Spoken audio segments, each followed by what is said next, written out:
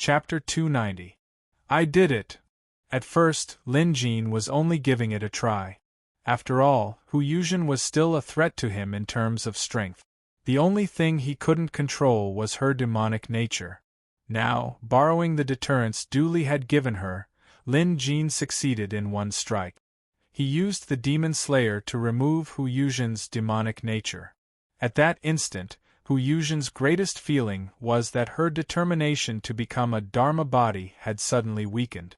Seeing the black aura that suddenly emerged from her body, and the vague shadow of the blade, Hu Yuzhen didn't even need to think to know that it had to be this Mr. Lin's supernatural power. Hu Yuzhen wasn't an idiot. It only took her a moment to figure out what was going on. She immediately bowed deeply. Sir, did you remove the demonic aura for me earlier? Hu Yuzhen's demonic aura was gone, and so was her devilish demonic aura. Although she still looked the same, her aura was completely different. At this moment, she actually had a pure and holy aura, which was unimaginable in the past. Lin Jin nodded. Yuzhen, thank you, sir. This time, Hu Yuzhen thanked him sincerely. Demon slaying sounded mystical, and even inconceivable. But in reality, there was a huge difference between before and after slaying a demon. It was a transformation of one's state of mind. One could also say that they were two completely different people. Demonic nature was an interesting thing. Before it was removed, no matter how much one tried to explain it or how much one tried to convince it, it wouldn't work. But once the demonic nature was removed, the other party would immediately react. That was how Hu Yuzhen was right now. Lin Jin checked Hu Yuzhen's information again. Her demonic nature had been removed, and there was indeed a new piece of demonic jade in the demon-slaying hall. This demonic jade had a carving of Hu Yuzhen's image on it. Looking at Hu Yuzhen's current appearance, her eyes were clear and bright. It seemed that after slaying the devil, her thoughts were also completely clear. After getting up, she said, after receiving your enlightenment, Yuzhen now understands that the Dharmakaya is not the only way to advance. Thinking back to what I have done over the years, I am truly ashamed. Speaking of which, Yuzhen also had a master in her early years. At that time, I was driven by my demonic nature, so I hid this matter from you. I hope that you will not blame me, mister. After saying that, Hu Yuzhen looked into the distance and said, these years, Yuzhen has been living in a muddle-headed state. I've been possessed by the devil of obsession. Now that I've woken up, I really want to go and pay my respects to my master. If Mister has no other instructions, Yuzhen will bid farewell here. Lin Jin's expression was calm, but he was inwardly shaken. This demon slayer was too ridiculous. After slaying the demon, it was as if she had become a completely different person. Although Hu Yuzhen was now dressed in revealing clothes, she looked holy and plain. But that was fine too. Unlike Shonger, the white ape, and the other demons, Hu Yuzhen's rank was very high, and she had a master. If she had something to do, of course, no one could stop her. Today's matter could be considered a good karma. Lin Jin nodded. You may go. Remember, cultivation isn't easy. Don't let yourself be controlled by the demonic spirit again. Hu Yuzhen nodded and bowed solemnly before riding on a gust of wind to descend Mount Gua. Once Hu Yuzhen was gone, the white ape came over. Master Lin, what's up with that tigress? I vaguely saw a sword slashing down on her head, but it only produced a cloud of black energy. What was that black energy? Lin Jin glanced at the curious white ape. He wanted to explain but realized that with the white ape's current level of comprehension, it might be too much of a hassle to explain. After all, demonic energy was a mysterious thing. If you said it existed, then it existed. If you said it didn't, it wouldn't be a problem. White ape, focus on cultivating. I'll be meditating here for the next 2 days. Don't disturb me during this time. Lin Jin instructed, and the white ape obeyed. And so, Lin Jin sat under the pine tree at the top of Mount Gua and began cultivating in silence. His mind was obviously occupied with the Beastmaster 4th Scroll, Cloud Soaring, and Divine Sword Scroll.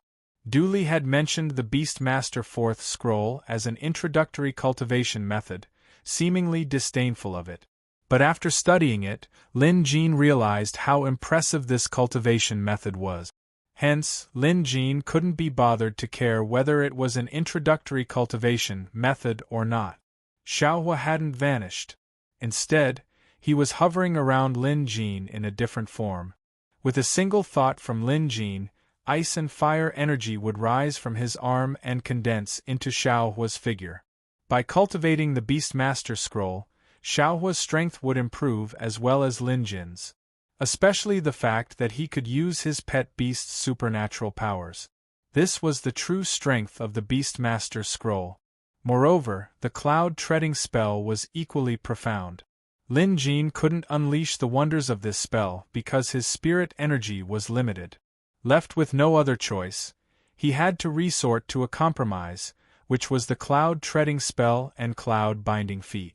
In fact, there were many more things to study about this spell. Lastly, there was the Divine Sword Scroll. This was a sword intent scroll. Its purpose was to train one's sword intent. Compared to the invincible sword intent, sword energy was nothing. Comparatively speaking, this Divine Sword Scroll had a higher requirement. It only had a few hundred words, but it contained a lot of information. Most people would find it difficult to grasp the basics. Even Lin Jin had to sit under the pine tree for 2 whole days before he gained some understanding. It was a warm and sunny day. White Ape was sleeping soundly on the ground, while Zombie Cthulhu had withdrawn his aura. A few birds perched on the pine tree as a gentle breeze blew past. It was a harmonious scene. Just then, Lin Jin abruptly opened his eyes. In an instant, it was as if a sharp sword had been unsheathed. Sharp energy rippled out, waking White Ape and Zombie Cthulhu up immediately. They jumped up in fright while the birds on the tree scattered in fright. Lin Jin's gaze fell on a large bird that had flown up. Sensing his gaze, the bird turned to look at Lin Jin. When the bird met his gaze, it felt as if a sharp sword had sliced through its body. In an instant, its body trembled and it fell from the sky. When he looked again, it was already dead. It didn't fall to its death. It was already dead before it hit the ground. By now, Lin Jin's sword intent had vanished without a trace. That earlier attack was a test of the results he had achieved over the past 2 days. Although it couldn't compare to the sword scroll's description, where the sword intent could sweep through everything in its path, he had at least taken the first step. After withdrawing his sword intent, White Ape came back to his senses. With a fearful expression, he asked, "Master Lin, what kind of supernatural power was that? Why did I feel like there was a sharp sword hanging above my head, ready to cut down at any moment?" These were White Ape's heartfelt words. By saying this, Lin Jin knew that the sword intent he had comprehended was still a little something. "This is a new sword intent I've just learned. I've only scratched the surface," Lin Jin said. Lin Jin suddenly said. He was telling the truth, but to White Ape, it sounded more like he was being humble. That terrifying feeling earlier had left White Ape with a deep impression. If this was just the tip of the iceberg, wouldn't he be able to destroy the world if he truly mastered it? White Ape noticed the motionless dead bird on the ground. He walked over to take a look before picking it up. "Master Lin, this bird doesn't have a single wound on its body but it's dead," White Ape said curiously.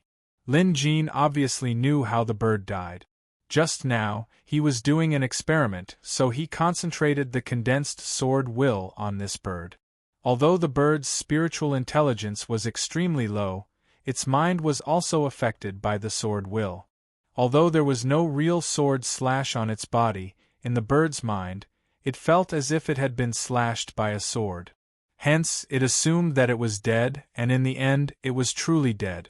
Killing with sword intent, it took lives without drawing blood. Chapter 291. The zombie Cthulhu in the coffin was getting restless and Lin Jin knew that he was probably hungry. Zombie Cthulhu was a strange beast that loved to eat fresh meat. Sometimes, he could eat a lot in one meal and after one meal, he wouldn't eat for more than 10 days. Since Lin Jin wanted to treat this zombie Cthulhu, he couldn't let him starve. He had White Ape toss the bird carcass into the coffin and allowed White Ape to carry the coffin around Mount Gua to hunt for prey. However, he was not allowed to hurt anyone. White Ape had been following Lin Jin carefully and respectfully the entire time. Now that he had a chance to show off, he was more than happy. After bowing, he carried the coffin and ran off. Meanwhile, Lin Jin stood at the top of the cliff, enjoying the mountain breeze and enjoying the scenery. Although Mount Gua wasn't a famous mountain, the scenery was great. Looking into the distance, Lin Jin could see the surrounding mountains and rivers, opening his mind. Observing for a long time would improve his state of mind. It was no wonder that cultivators and experts liked to live in seclusion in the mountains. Those Taoist temples and Buddhist halls all liked to be built on the top of the mountains. This not only implied that they were superior and detached from the mortal world, but it was also beneficial for cultivation. However, it was good to observe it occasionally. If he did it every day, it would be useless. Lin Jin swept his gaze across the forest and saw White Ape leading the zombie Cthulhu on a hunt in the distance. The zombie Cthulhu was undoubtedly a carnivore, but White Ape was an omnivore that ate everything. Usually, White Ape ate more fruits, but sometimes he would also eat meat. Just like now, White Ape had caught a mountain deer at lightning speed and tore it apart before eating it. The zombie Cthulhu was even faster. With a sweep of his tentacles, he could even catch some wild beasts. Moments later, their flesh and blood were sucked dry, turning them into dried corpses. That was pretty cruel. However, survival of the fittest was the law of nature. Lin Jin couldn't possibly stop them from starving to death. Regarding this, Lin Jin wasn't a hypocrite. He didn't allow his monsters and beasts to eat humans because he was a human. If Lin Jin was a deer, he would also forbid monsters and beasts from eating deer. In the forest, the White Ape had eaten a deer, but it was obviously not enough. He turned his head and saw that zombie Cthulhu had eaten more. The White Ape wasn't convinced. It sniffed the air with its nose and leaped several dozen feet away, landing in a distant valley. There, several wild boars were hiding in the thick grass, shivering in fear. When the White Ape suddenly landed, these wild boars were so frightened that they scattered in all directions. But could they escape? The White Ape was also a demonic beast that cultivated magical techniques and divine abilities. With a sinister smile, it reached out and grabbed a wild boar that had just run away. The wild boar squealed in fear, but the White Ape remained unmoved. It opened its mouth and swallowed the boar whole. Its sharp teeth chewed on the boar, producing a strange sound. It's almost time. The White Ape wasn't greedy. It had always been satisfied as long as it was full. Although it could eat another 10 boars if it let loose, for it who had already started cultivating, there wasn't much meaning in eating meat blindly. According to Master Lin, if it wanted to achieve success in cultivation, it should eat less meat in the future. In the future, it would need to absorb the spiritual energy of plants and the spiritual energy of mountains and rivers. As time went by, the amount of meat would decrease. In the end, it could reach a point where it wouldn't need to eat meat for months or even years. Only then would it be considered as having some progress in cultivation. The White Ape naturally knew the benefits of cultivation and yearned for it. However, it would be a pity if it stopped eating meat. Hence, it would definitely cherish the opportunity to eat meat. After swallowing a big wild boar, the White Ape was ready to look for zombie Cthulhu. However, at this moment, an arrow was suddenly shot at it from afar. The arrow was extremely fast, shooting toward the White Ape with a strong gust of wind. If it had been an ordinary beast, it would not have been able to react in time and would have been hit by the arrow. However, the White Ape was not an ordinary beast. It was a demonic beast. Even though it was only at the 3rd rank, it was not something an ordinary arrow could hurt. The energy around its body trembled and an invisible vigor surrounded its body. The arrow only managed to penetrate a foot into its body before it was stopped and dropped to the ground. The white ape turned around to see a few figures running toward it with a few pet beasts beside them. Keep shooting. Don't let the white ape escape. Haha, this forest isn't big, but there's such a big white ape here. It must be a rare species. If we catch it, we can definitely sell it for a good price. You can't say that. This white ape is a murderous beast with a single glance. If we leave such a beast in this world, it will certainly harm many people. We've come out to gain experience and travel the world with our sword. Now that we've come across it, of course we can't just ignore it. Well said. As those people talked, a few more arrows flew over. Run? Why would I run? The white ape muttered to himself. He stood still and watched as the group ran toward him. As for the arrows, they were all blocked and fell to the ground. In a short while, White Ape was surrounded by those people. At the front were several ferocious pet beasts. Among them were lions, tigers, and mountain leopard. None of them could be bought by the average family. Other than that, there was also a beast that was obviously a rare species. It was a four-eyed saber-toothed tiger. And it wasn't of a low rank either. With this pet beast leading the way, the other pet beasts surrounded the white ape. About 100 feet behind the white ape were those people. 2 of them were dressed like hunters while the rest were dressed in unusual attire. They wore embroidered inner garments and animal hide armor on the outside. They were equipped with breastplates and leg scales. Other than the 2 hunters wielding longbows, the other 3 had swords strapped to their waists, looking like chivalrous warriors. Among these 5 people, 2 of them were hunters who were hired by the other 3 to train in Mount Gua's forest. To put it bluntly, they were here to hunt and have fun. This was also a favorite pastime of many rich kids and chivalrous warriors. Once they arrived, they would hire local hunters and venture deep into the forest. Not only could they appreciate the local scenery, but they could also broaden their horizons and hunt for wild animals.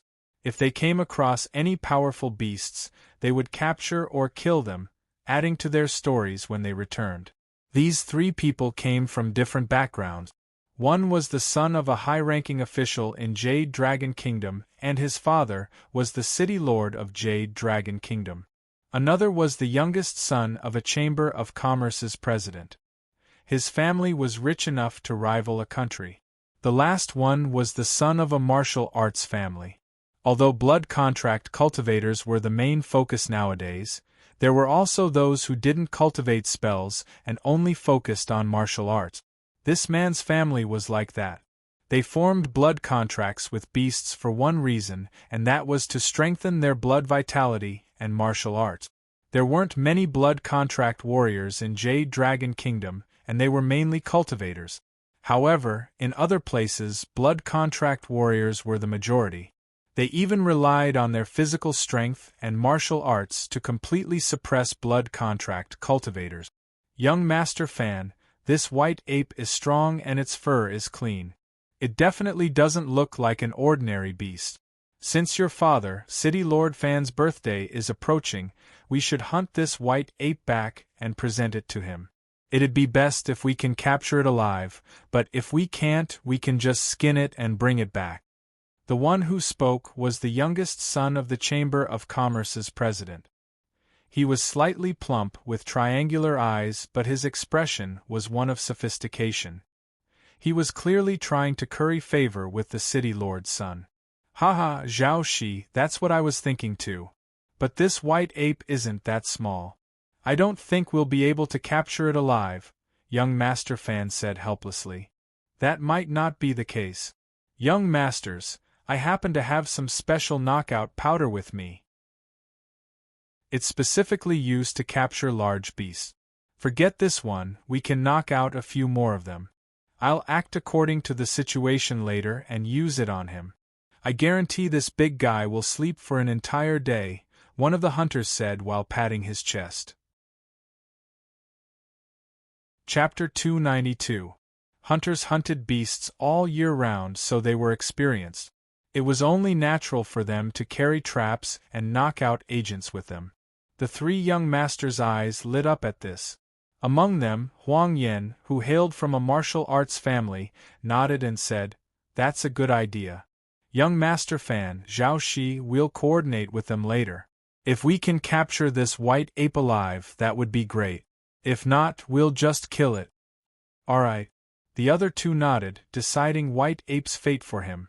Of course, White Ape could hear their discussion loud and clear. No doubt, his expression changed, but since he had fur on his face, no one could see it clearly. "You guys sure are ruthless. I've never had any grudges with you, so why are you doing this to me?" White Ape was so angry that he blurted out. In an instant, silence descended. The two hunters' eyes widened as if they had just seen a ghost. The three young masters' expressions froze as they stared at White Ape carefully, as if trying to determine if it was him who had spoken earlier.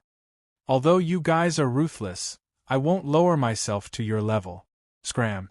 Although White Ape was furious, he remembered Lin Jin's teachings, which was to not hurt others and to avoid trouble as much as possible. Although these people were the ones who started the fight and had ulterior motives, White Ape was intelligent enough to know that there was no need to pursue the matter as long as they knew what was good for them. However, not many people in this world knew what was good for them. At the very least, these few people weren't. The two hunters were experienced and knowledgeable. Upon hearing White Ape's words, they knew that this was no ordinary beast, so they decided to retreat. However, the three young masters didn't share the same opinion. This White Ape can speak? That's right. I heard it too. A white ape that can speak is a rare beast. Zhao Shi, Huang Yen, I must capture this white ape alive today. This white ape is my son's way of showing filial piety to my father during his birthday celebration. Young Master Fan looked determined. The greed in his eyes was unconcealable. Upon hearing this, White Ape was infuriated. However, the three young masters still couldn't tell. The two hunters whispered, "Three young masters, this is the first time we've seen a beast that can speak. We've heard from our ancestors that this is not an auspicious sign. I think we should let it go for today." "Forget it? How can you just let it go?" Zhao Shi, who came from an extremely wealthy family, frowned. "Do you think the money is too little? Let me tell you, I, Zhao Shi, have no lack of money. If you help me capture this white ape, I will give you double, no, triple, no, 5 times the price." After hearing Zhao Shi's words, the two hunters hesitated. One of them obviously didn't want to take the job, but the other one whispered, 5 times the price. "If we do this job, we won't have to enter the mountain for half a year. Moreover, these three young masters are very generous. They gave us a lot of money before. If we really help them with this job, the reward will definitely be more." The three young masters also heard these words. "Humph, that's right. With the help of the two of you, forget 5 times, we can even afford to pay 10 times, young Master Fan said. 10 times the reward. This made the two hunters make up their minds. Although they often roamed the mountains, they only went to Mount Gua and the surrounding hills. The most dangerous beasts they encountered were wild boars and jackals. One could imagine that their perception of danger wasn't that strong either. The two hunters exchanged glances. "Fortune comes from danger. Let's do it." The two of them made up their minds. All of this happened in just a few breaths of time. Since these people had made their decision, they immediately acted, and they did it ruthlessly. The two hunters whistled and their pet beasts, 2 hunting hounds, immediately pounced on the white ape with a howl. The other 3 young masters' pet beasts did the same, surrounding the white ape at the same time. But that wasn't all. One of the hunters moved quickly, drawing his bow and releasing arrows. In the blink of an eye, he fired 3 volleys of arrows at the white ape's eyes, mouth, and nose. It was a vicious move. The hunters were smart. They knew their arrows couldn't hurt the white ape, so their goal was only to distract it. Their real backup plan was a paper bag in one of the hunters' hands. Inside the paper bag was a meticulously concocted medicinal powder. Once it was thrown, it would explode immediately. Even a strong bear would feel dizzy after inhaling some of the powder and fall into a deep sleep for several hours. To be on the safe side, the hunters took out their only 2 packets of medicinal powder. Seeing the 5 pet beasts pouncing on the white ape together and the arrow's interference, it was the perfect time to strike. Immediately, the hunters each took out 1 packet of medicinal powder. They circled around the white ape, waiting for the right moment. When they saw the right moment, the hunters didn't hesitate and threw the packets of medicinal powder at the white ape at the same time. At the same time, they had their pet beasts withdraw. This way, their pet beasts wouldn't be affected. Similarly, the 3 young masters did the same, withdrawing their respective pet beasts. Of course, even if they accidentally hurt the white ape, they weren't afraid. After all, they still had the antidote in their pocket. At this moment, before the 2 packets of powder could even hit the white ape, they suddenly exploded. It was as if they had hit an invisible wall. However, the 2 hunters could not see clearly what had happened. To them, it didn't matter whether they hit the white ape or not. As long as the packets exploded, the medicinal powder could affect an area of 20 to 30 feet, so they didn't have to worry.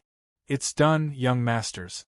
This time, we've tossed out all the medicinal powder. Forget about a white ape, even an elephant would faint. 2 hunters stepped forward to claim credit. However, the 3 young masters didn't look too happy at the moment. That's right. Sensing something amiss, the hunters turned around to see the white ape standing still. At this, the hunters' hearts skipped a beat. However, the medicinal powder wasn't much different from the fog.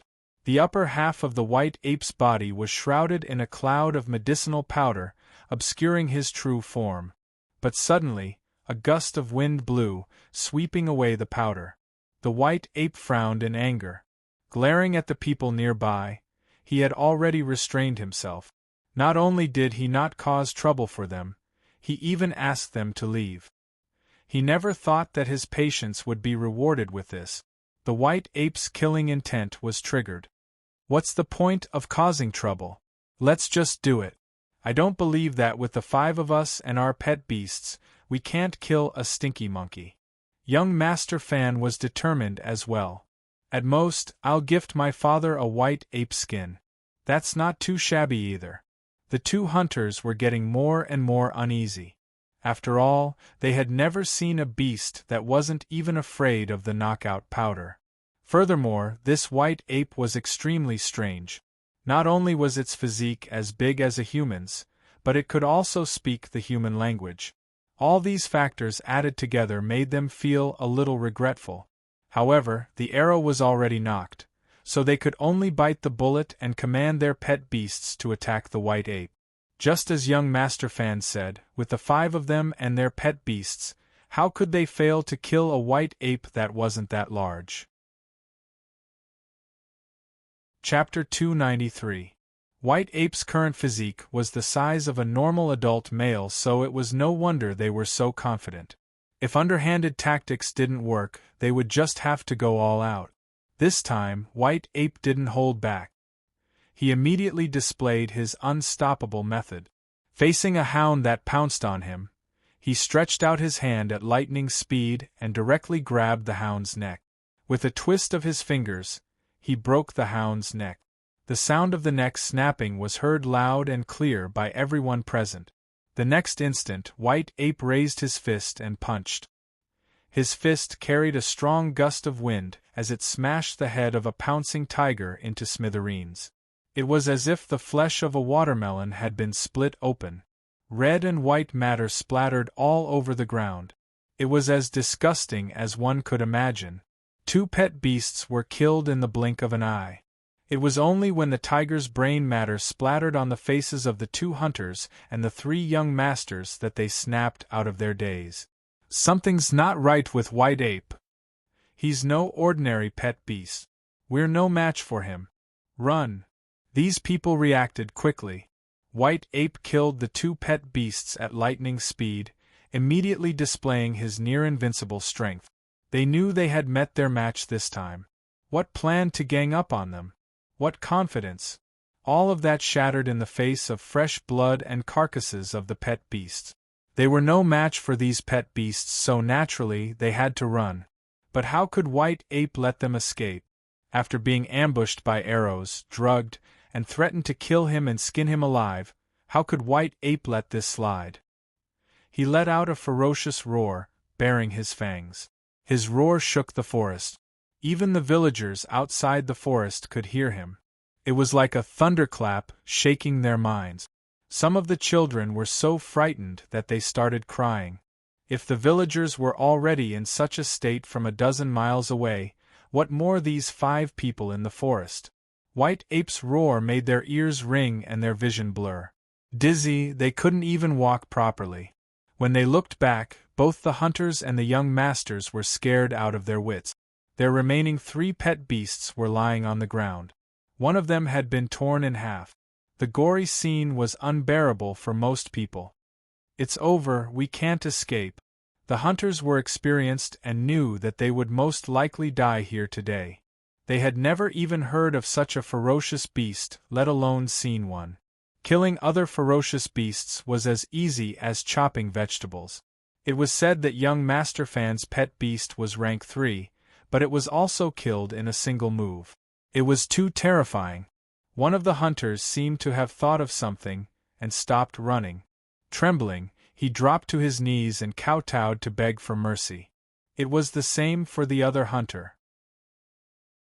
Only now did they remember that their ancestors had once said that if they encountered any strange beasts in the wild, they must remember to distinguish them carefully. There were many of them that they couldn't afford to provoke. This included beasts that could speak. Just now, they were blinded by money and didn't think about it. Now that they were frightened, they remembered. The 3 scions wanted to run away, but they saw White Ape smile eerily. With a wave of his hand, a strong gust of wind swept up. Young Master Fan, Zhao Shi, and Huang Yan felt their bodies lighten. Then, the world spun around them, and they fell heavily to the ground. Among the 3 of them, Huang Yan's physique was naturally the best. He immediately jumped up like a carp and saw that the White Ape was only a foot away from him. At this distance, White Ape's breath was strong enough to flutter Huang Yan's long hair. Huang Yan's head buzzed. He was so frightened that he didn't dare to move. He couldn't understand. They had clearly run more than 100 feet away just now. How did they get blown back here in the blink of an eye? And what was that strange wind earlier? Huang Yan still had some guts. At least he didn't wet his pants. Just as White Ape was about to make his move, something ran across the forest. It wasn't small, but it wasn't humanoid. The 2 hunters turned their heads to look, and they almost fainted from fright. The thing that ran over was actually a coffin. Of course, the coffin wouldn't run on its own because several tentacles extended from the coffin. Those tentacles were like legs, allowing the coffin to run over like a giant crab. The problem was, no one had ever seen something like this before. The 2 hunters only took one look before they couldn't take the shock and fainted. Of course, their pet beasts had died a horrible death. Due to the backlash from their blood contracts, they were already severely injured. Now that they were frightened, it was only natural for them to faint. The 3 young masters were still dizzy from the fall, so they didn't notice the coffin. Otherwise, they might have fainted together with the 2 hunters. Noticing Zombie Cthulhu's arrival, White Ape didn't attack immediately. Of course, he looked around guiltily, and sure enough, he saw Lin Jin standing nearby. White Ape was startled. He didn't even know when Lin Jin arrived. Lin Jin must have just arrived and was distracted by Zombie Cthulhu, so he didn't notice. White Ape thought to himself. Ignoring young Master Huang, he took 2 steps toward Lin Jin and bowed. Master Lin, indeed, Lin Jin had just arrived. He was the one who called Zombie Cthulhu over. From the top of the cliff, he observed the surroundings and noticed White Ape's situation. In Lin Jin's opinion, most people would run away in fright upon seeing White Ape. Knowing White Ape's personality, he wouldn't hold it against anyone unless they provoked him. Yet, he didn't expect to run into someone so unusual this time. He was truly courting his own death. Left with no choice, Lin Jin had to come. Although White Ape wasn't in the wrong, it wasn't appropriate to kill these people. Killing wasn't beneficial to cultivation. Moreover, it wasn't to the point of taking their lives. Moreover, with just these people, even if White Ape stood still and let them hit him, they wouldn't be able to do anything to him. Lin Jin waved at White Ape. "It's fine. You didn't do anything wrong." White Ape was relieved to hear that he did not do anything wrong. As for those people, he couldn't be bothered with them anymore. Lin Jin glanced at them. 2 of the hunters had fainted while the other 3 were badly injured.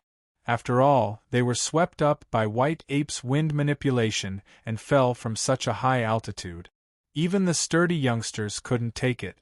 As for these 3, other than one who only suffered superficial wounds, the other 2 had a broken leg and an arm. This was considered a small punishment. "Let's go." Lin Jin didn't reprimand nor did he reward them. To him, these people had dug their own graves. It was already good enough that they didn't lose their lives. White Ape nodded. By then, Lin Jin had already turned to leave. To the 3 scions, this man had only taken a few steps back and they couldn't see him anymore. Did he just disappear? What they didn't know was that Lin Jin had used camouflage and cloud shroud to move 300 feet away. White Ape leaped up, lifted the coffin, and with another leap, he was 100 meters away. All of this happened in the blink of an eye. It was only then that the 3 scions realized what was going on. They were drenched in cold sweat. Drenched. Chapter 294. They couldn't be blamed. Anyone would have reacted the same way if they were in such a situation. That White Ape was too terrifying. Killing these 5 beasts was no different from crushing 5 ants. Presumably, if the White Ape wanted to kill them, it wouldn't take much effort. It had only been a short while since they were confident of getting rid of the White Ape, but their feelings were completely different now. "Huang Yen." After a long time, young Master Fan finally called out. Huang Yen, who had been standing there blankly, seemed to have come back to his senses. However, his reaction was huge, and his whole body trembled. "Huang Yen, what are you doing? Help me up!" Young Master Fan shouted from the ground.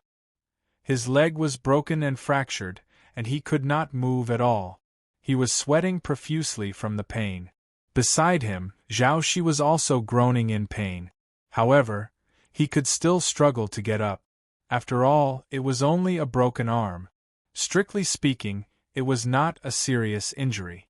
The 2 of them helped young Master Fan up and took a look at his leg. It was a terrible fall.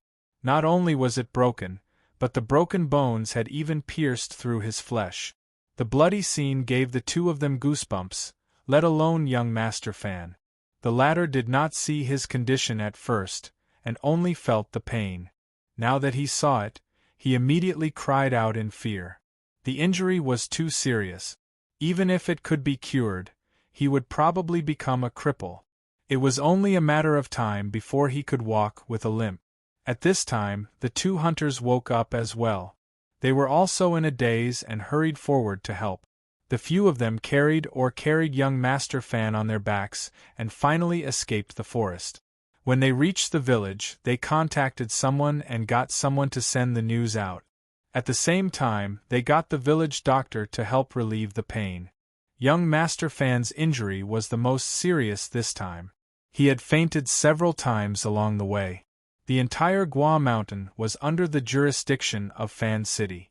Since the son of Fan City's city lord was in trouble, someone would naturally take it seriously. In less than half a day, the people from the city lord's office arrived. No one expected City Lord Fan to come in person. This was normal. After all, this protective city lord only had this one precious son. City Lord Fan was in his 60s, but he looked much younger. At this moment, he looked furious and murderous. The injury on his son's leg was too serious. Just now, the doctor from the city lord's mansion had treated it. Although it could be reconnected, he would still be disabled. If he had used some secret blood contract method to extract essence energy from a pet beast, he would have been able to recover.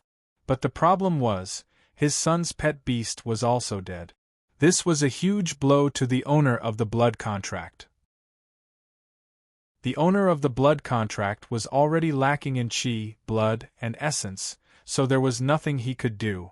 Who would be happy when encountering such a thing? City Lord Fan's face darkened. At this moment, in front of him were Zhao Shi, Huang Yan, and the two hunters. "Tell me, who did this to my son?" City Lord Fan's tone was unfriendly. Zhao Shi was a smooth talker and quickly explained the situation. Of course, there were still some discrepancies in what they said. For example, they did not provoke the white ape, but the white ape attacked them first. This was also a useful trick of theirs, which was that all the fault was on others, and they themselves were not at fault. "Uncle Fan, that white ape was too ferocious. You didn't see it for yourself. We tried our best, but in the end, we couldn't do anything about it. Our pet beasts were killed and we were more or less injured." As he spoke, Zhao Shi glanced at his arm. His injury wasn't serious. Compared to young Master Fan's, it was much worse. But to show his pitiful appearance, Zhao Shi had his men wrap him up in layers.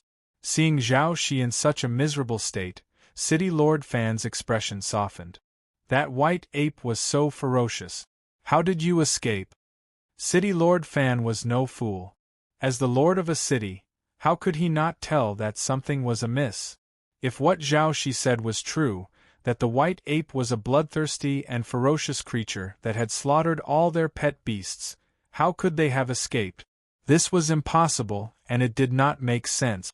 At this, Zhao Shi's chubby face started sweating. This, he couldn't answer. City Lord Fan sighed and waved his hand.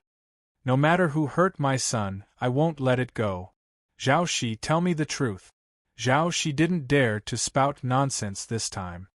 He honestly recounted the situation at that time in full detail. This time, the authenticity was acceptable because City Lord Fan had asked Huang Yan and the two hunters. It could be said that there was no problem with the authenticity. A beast that can speak. Isn't that a monster? City Lord Fan's expression darkened. His son's pet beast was rank 3, which wasn't low at all. After all, even he himself was only a rank 3 pet beast. He didn't have to be afraid of regular monsters. Unless he encountered a demonic beast that was at least rank 3, or even rank 4. If that was the case, even as a city lord, he couldn't afford to provoke it. At least, he couldn't do it with his own strength. Moreover, according to the hunters and Zhao Shi's description, other than the white ape, there was also a terrifying coffin and a person. After that person appeared, he called the white ape away. If he wasn't mistaken, that person was Lord White Ape.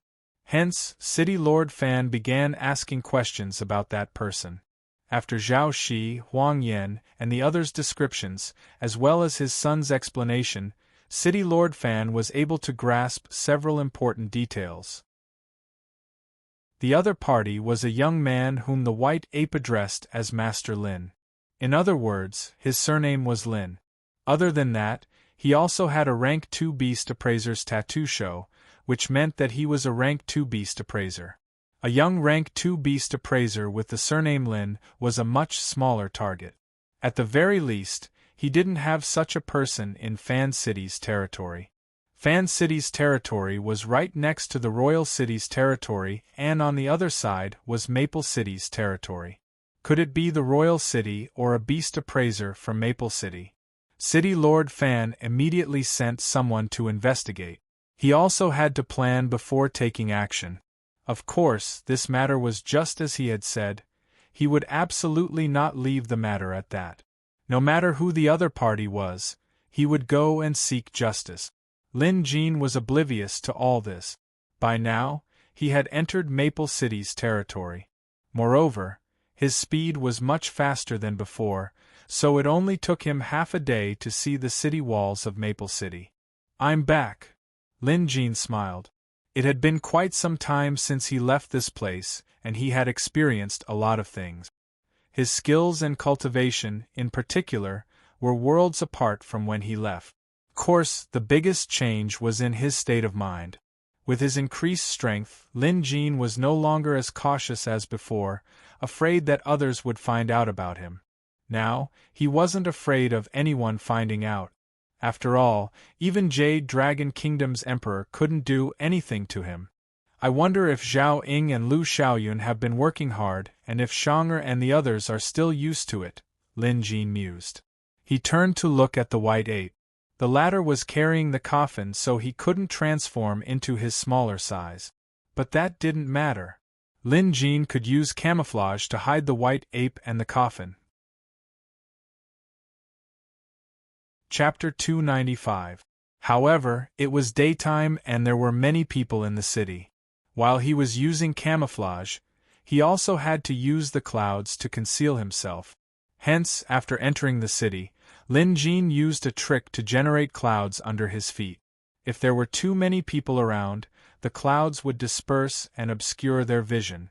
Surprisingly, he managed to return to his yard with ease.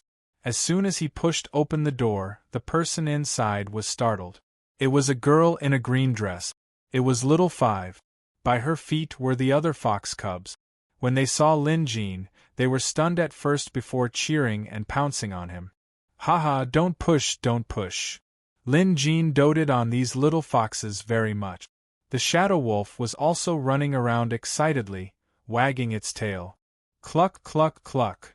Something flew down from the roof. Lin Jin reached out and caught it, pulling Goldie into his arms. You've gotten fatter again, Lin Jin commented helplessly as he looked at Goldie, who was obviously a size bigger than a rooster.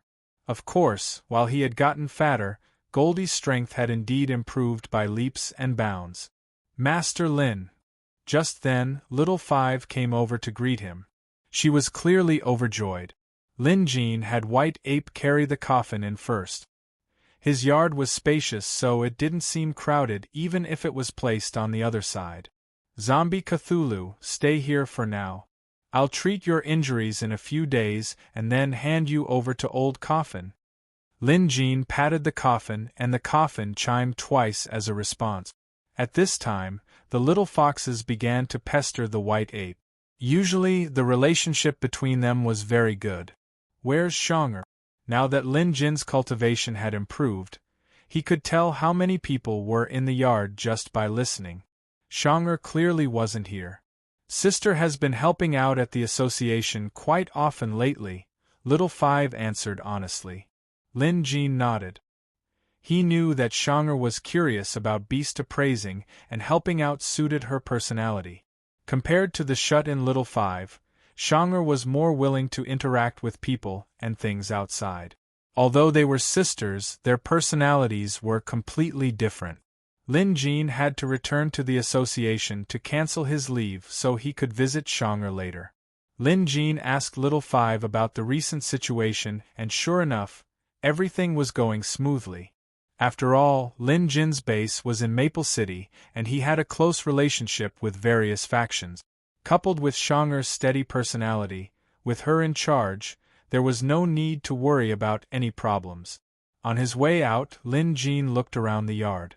The little fox was playing, the shadow wolf was basking in the sun, and Goldie was curled up on White Ape's head, seemingly doing something. This courtyard is still a little small. Before he left, Lin Jin thought to himself. Previously, he had only brought Shang'er and the others out of the mountains before he left. Now that he was back, with so many people and so many ferocious beasts, this small courtyard was a little cramped. It's time to find a new place to stay, Lin Jin muttered to himself. Leaving White Ape and Zombie Cthulhu in the yard, Lin Jin didn't need to use camouflage anymore. After being away for more than 10 days, Maple City hadn't changed much. Some streets were empty while others were crowded. The roadside stalls and shops were still the same. Walking forward, Lin Jin happened to pass by a medicine hall. This medicine hall belonged to the Chun family and business was supposed to be good. Even when Lin Jin was in the royal capital, it was still passable. But now, it seemed like the Chen family's medicine hall was deserted. Lin Jin glanced around and saw that there wasn't a single customer. Looking at the shopkeeper and employees inside, they were also covered in dust. It seemed like they wouldn't be able to hold on for much longer. There were 2 medicine shops and pill businesses in Maple City. If one was weaker, the other would definitely be stronger. Lin Jin smiled and didn't think too much about it. He continued on his way to the Beast Appraisal Association.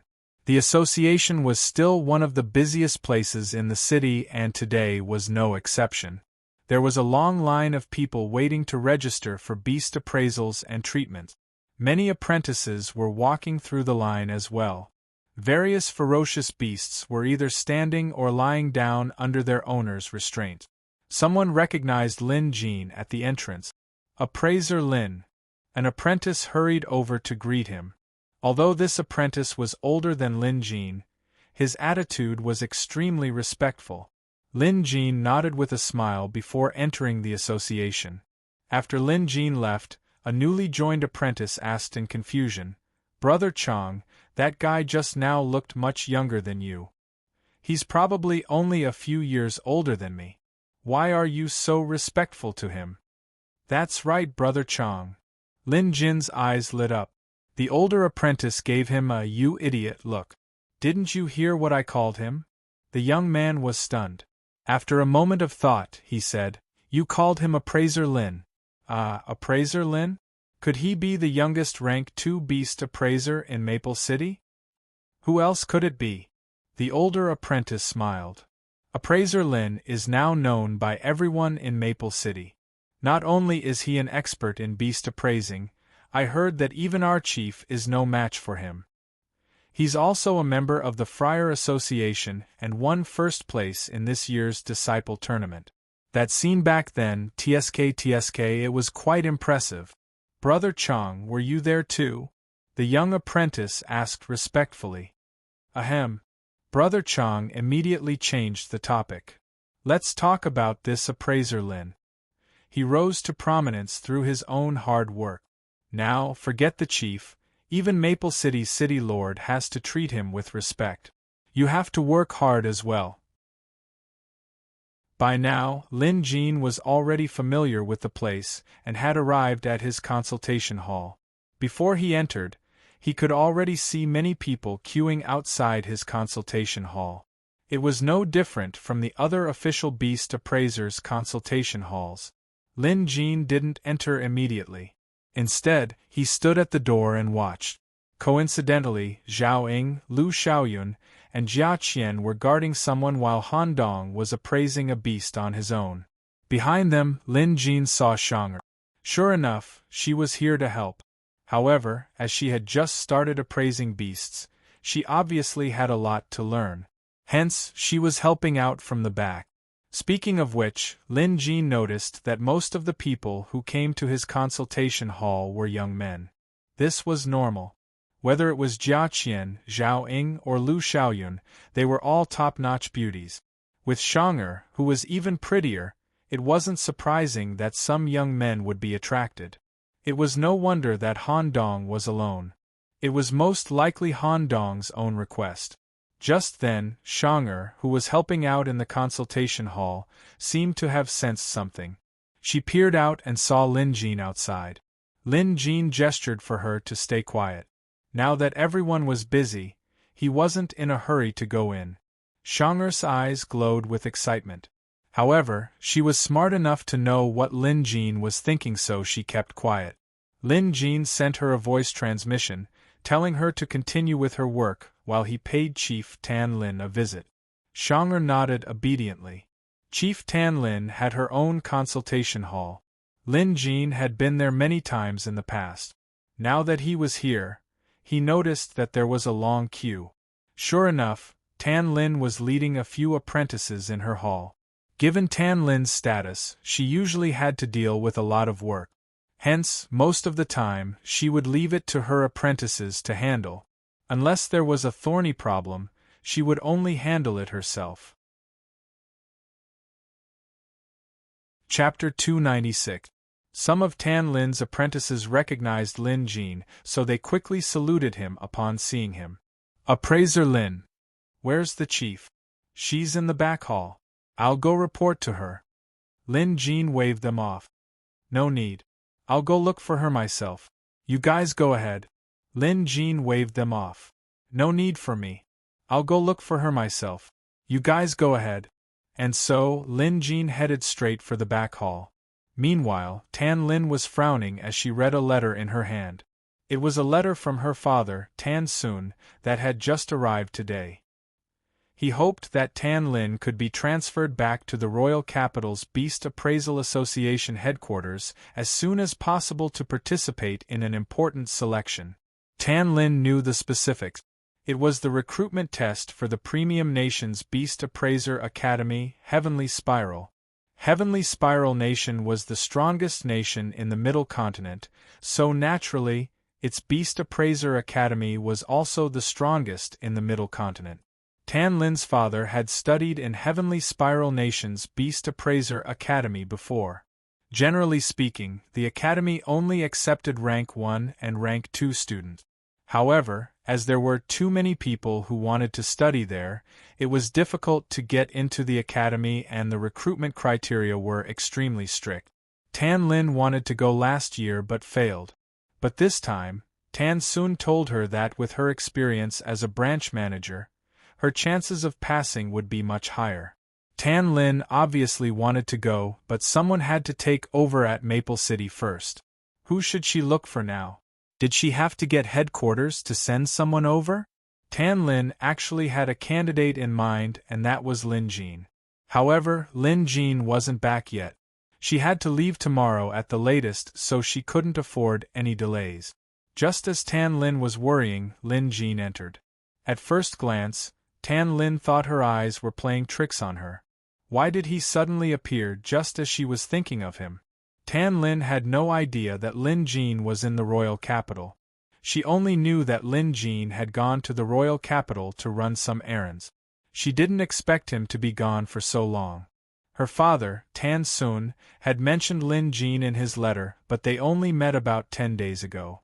Tan Sun didn't mention anything about the strange happenings in the royal capital, so Tan Lin had no idea what was going on.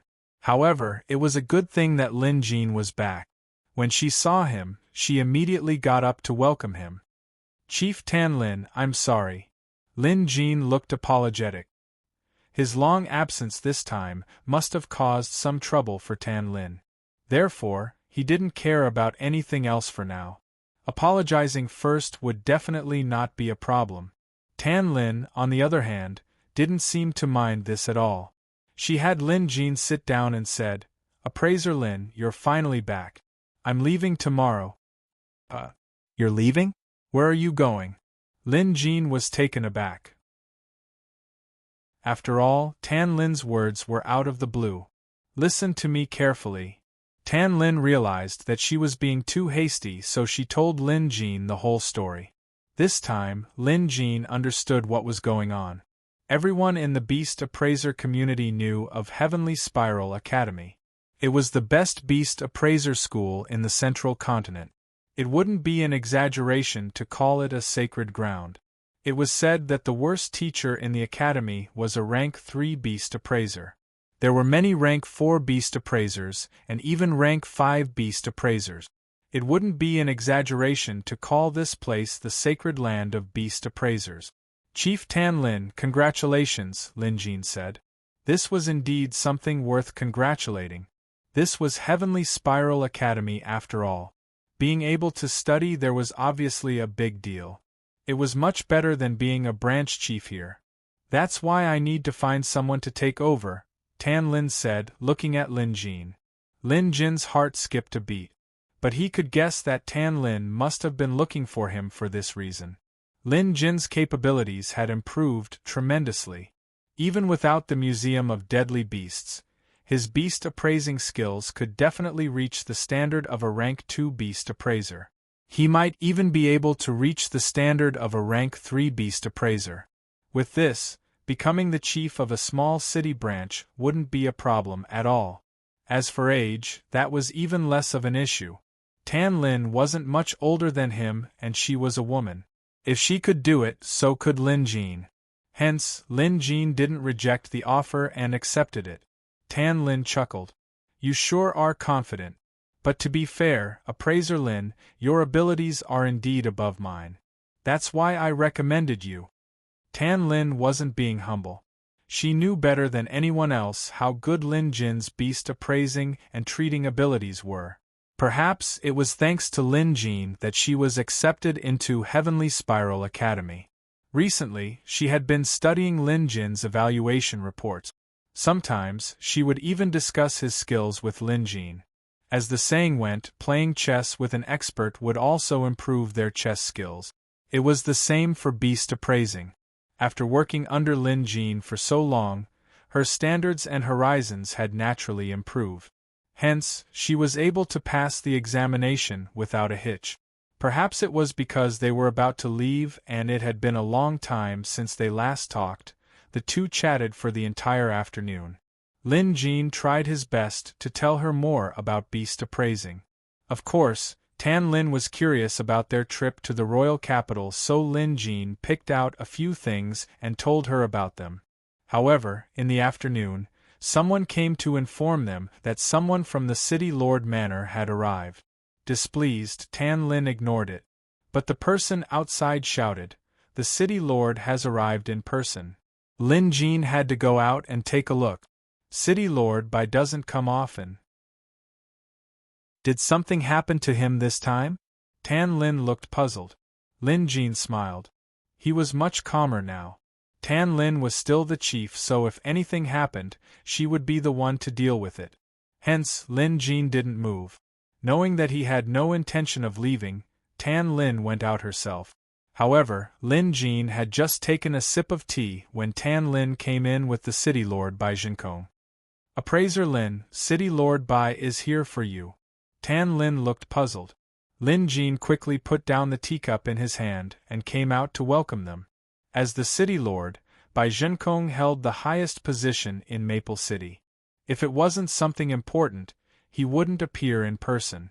However, today's matter was of utmost importance. It was a decree from Jade Dragon Kingdom's emperor, so Bai Jinkong had to take it seriously and do his job well. At the sight of Lin Jin, Bai Jinkong didn't show the slightest bit of politeness. Appraiser Lin, I heard that you've just returned from the royal capital, so I came all the way here.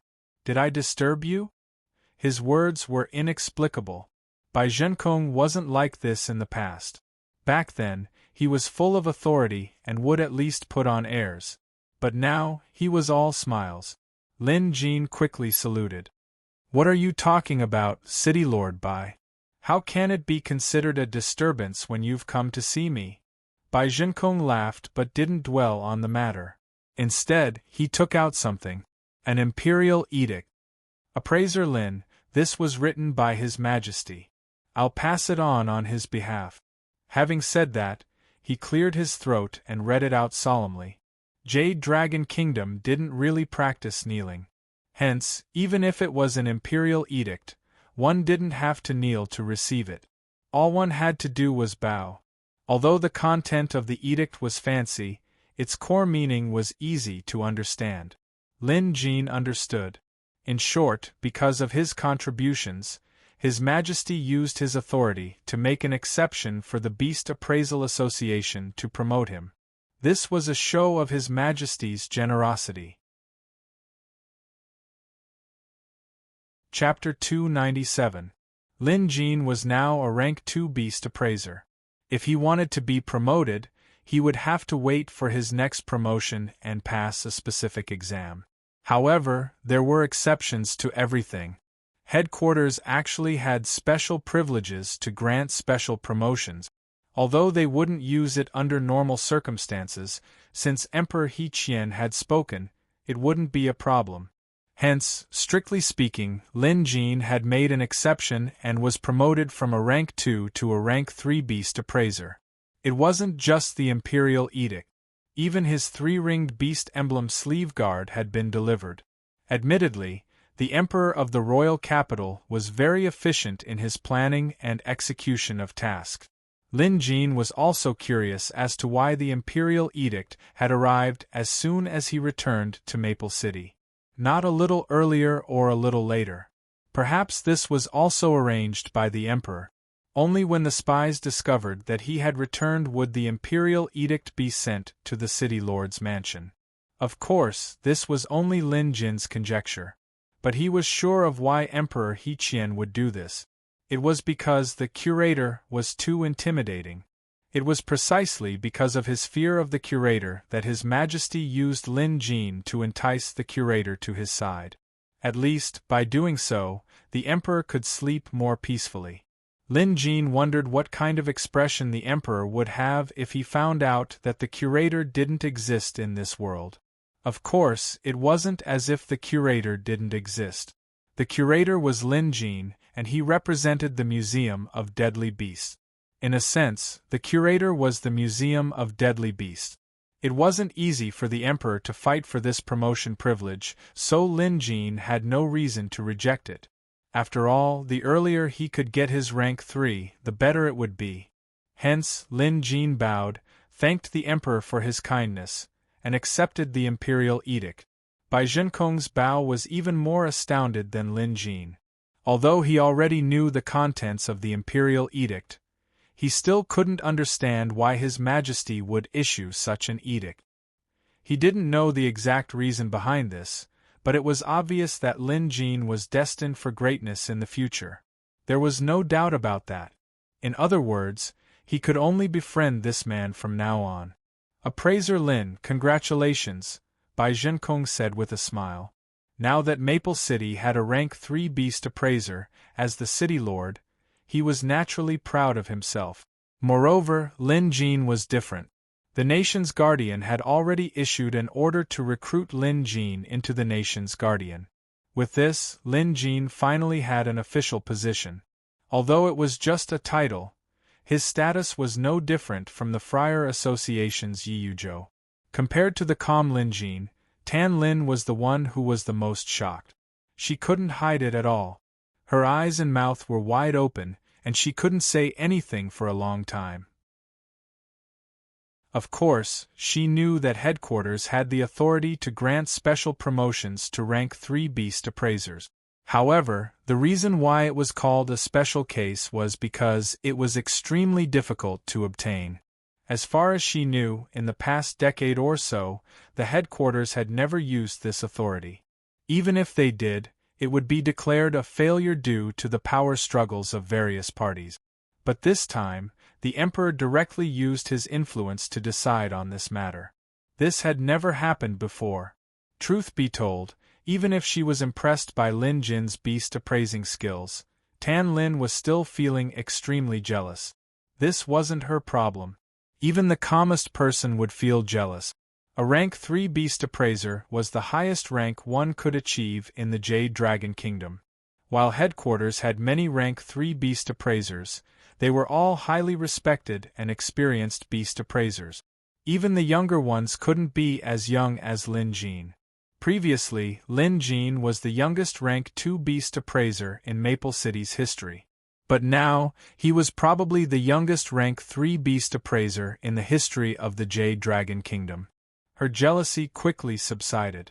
After careful consideration, Tan Lin realized that Lin Jin must have done something impressive to receive His Majesty's special promotion. Moreover, based on her understanding of Lin Jin, he had reached the standard of a rank 3 beast appraiser. Hence, she should be congratulating him. Of course, Tan Lin was still holding back. She shared a good relationship with Lin Jin and could definitely be considered good friends. However, even friends competed against each other. Moreover, the path of being a beast appraiser was rather lonely. Lin Jin, I'll be heading to Heavenly Spiral Academy soon. Let's see if I can catch up to you in the future, Tan Lin mused. Lin Jin's promotion to rank 3 actually boosted her morale. While Lin Jin and Bai Zhenkong were chatting happily, the apprentices outside overheard their conversation. Soon, news of appraiser Lin's exceptional promotion to rank 3 spread like wildfire. Soon, the news spread to every corner of Maple City's Beast Appraisal Association. Master Lin is back? When Zhao Ying, Lu Xiaoyun, and Jia Qian heard the news, they jumped up in excitement. Han Dong tried to rush out but was stopped by Shang'er. She was the only one here who knew that Lin Jin was back, so she asked the others to calm down. Master Lin must have a lot of work to do. There will probably be a lot of visitors, so let's not add to his troubles. Master Lin didn't disturb us earlier because he wanted us to focus on our own task. Now let's just continue appraising and treating beasts. At Shang'er's words, Zhao Ying, Lu Xiaoyun, and the others calmed down. Han Dong also returned obediently. They knew that Shang'er was right. If they really went over, they would probably be scolded by Master Lin. Since they knew that Master Lin was here, there was no need to rush. Hence, after the initial excitement, they went back to their own task. However, the expressions on their faces were more excited than the last. A rank 3 beast appraiser was already a top-notch existence in the Jade Dragon Kingdom. As disciples of a rank 3 beast appraiser, it was only natural that they would feel proud. At the same time, the pressure was immense. They had to pass the next promotion exam and become an official beast appraiser. Otherwise, they would be ridiculed by others and they wouldn't be able to forgive themselves. If they felt this way, it was needless to say that the other members of the association were feeling the same way. Appraiser Gao Jiang was quite happy today. Recently, he had been in contact with a rank 3 beast appraiser from headquarters, hoping to learn from the man. With this, he would have someone to back him up at headquarters. If the man were to give him some pointers, it would be helpful for his improvement. For this, Gao Jiang had spent a lot of effort and money. Fortunately, the matter was settled in the end. Just as Gao Jiang was basking in his success, he heard a shocking piece of news. Lin Jin had returned and soon after, His Majesty the Emperor issued an imperial edict, allowing headquarters to promote Lin Jin to a rank 3 beast appraiser. The association had agreed to it. This news was too shocking for Gao Jiang. Deep down, he had always been unconvinced by Lin Jin. Thinking that it was only a matter of time before he caught up to Lin Jin in terms of beast appraiser skills, he had been working very hard recently. In his opinion, he was confident that he could achieve rank 2 during the next promotion exam. However, the news of Lin Jin's promotion was like a sudden clap of thunder that struck Gao Jiang's mind, rendering him completely blank. That was a rank 3 beast appraiser they were talking about. This was a level and status that Gao Jiang had never even dared to imagine. To think that Lin Jin had achieved it so quickly, and he didn't even need to take an exam. Chapter 298. Coming from a prominent family, Gao Jiang's perspective was clearly different from the average person. Not only did he notice Lin Jin's promotion to rank 3, but he also noticed that the order was personally issued by Jade Dragon Kingdom's emperor. What did this mean?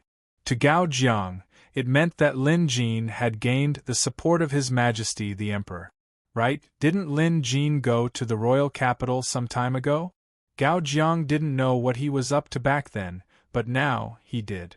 With that, the sense of superiority and anticipation that Gao Jiang had painstakingly built up in his heart was extinguished like a tiny flame in a storm.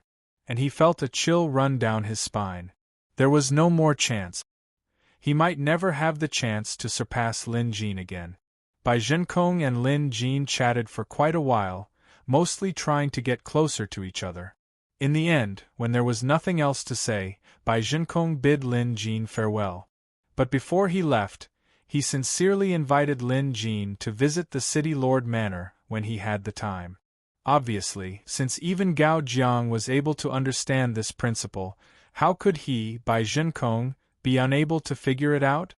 He befriended Lin Jin, not only because Lin Jin was a rank 3 beast appraiser, nor was it because Lin Jin had a rank 4 pet beast and was listed as a guardian of the nation.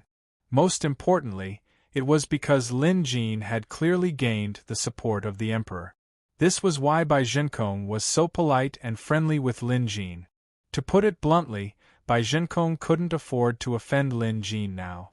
After Bai Jinkong left, Tan Lin studied Lin Jin up and down several times before saying, "Appraiser Lin, I'll definitely give it my all during this trip to Heavenly Spiral Academy. When I return, I'll definitely catch up to you." This was a great wish and a vow. At first, Lin Jin didn't think much of it, but seeing how serious Tan Lin was, he knew that she was making a vow to the heavens. Hence, Lin Jin nodded and wished her success. Of course, Lin Jin knew that when he first met Tan Lin, she was the closest she had ever been to him. From then on, the gap between them would only grow wider. Tan Lin would never be able to catch up to him in the future. Following that, many people from the Beast Appraisal Association came over to congratulate him. This was a rank 3 beast appraiser they were talking about. Maple City wasn't the most prosperous place in the Jade Dragon Kingdom, so it had never produced a rank 3 beast appraiser before. This was the first time such a thing had happened. Those who came to congratulate him were mostly sincere. Among them were the elders of the association and some of the people in charge. Initially, Tan Lin's side was quite spacious. However, with more people, it became crowded. When Tan Lin saw that most of the people in charge of the association were present, she felt that this was a good opportunity to announce the new president. She was leaving the next day, so this was the most appropriate time to say it. And so, Tan Lin revealed her plan and decision. Although the crowd was surprised, no one said anything.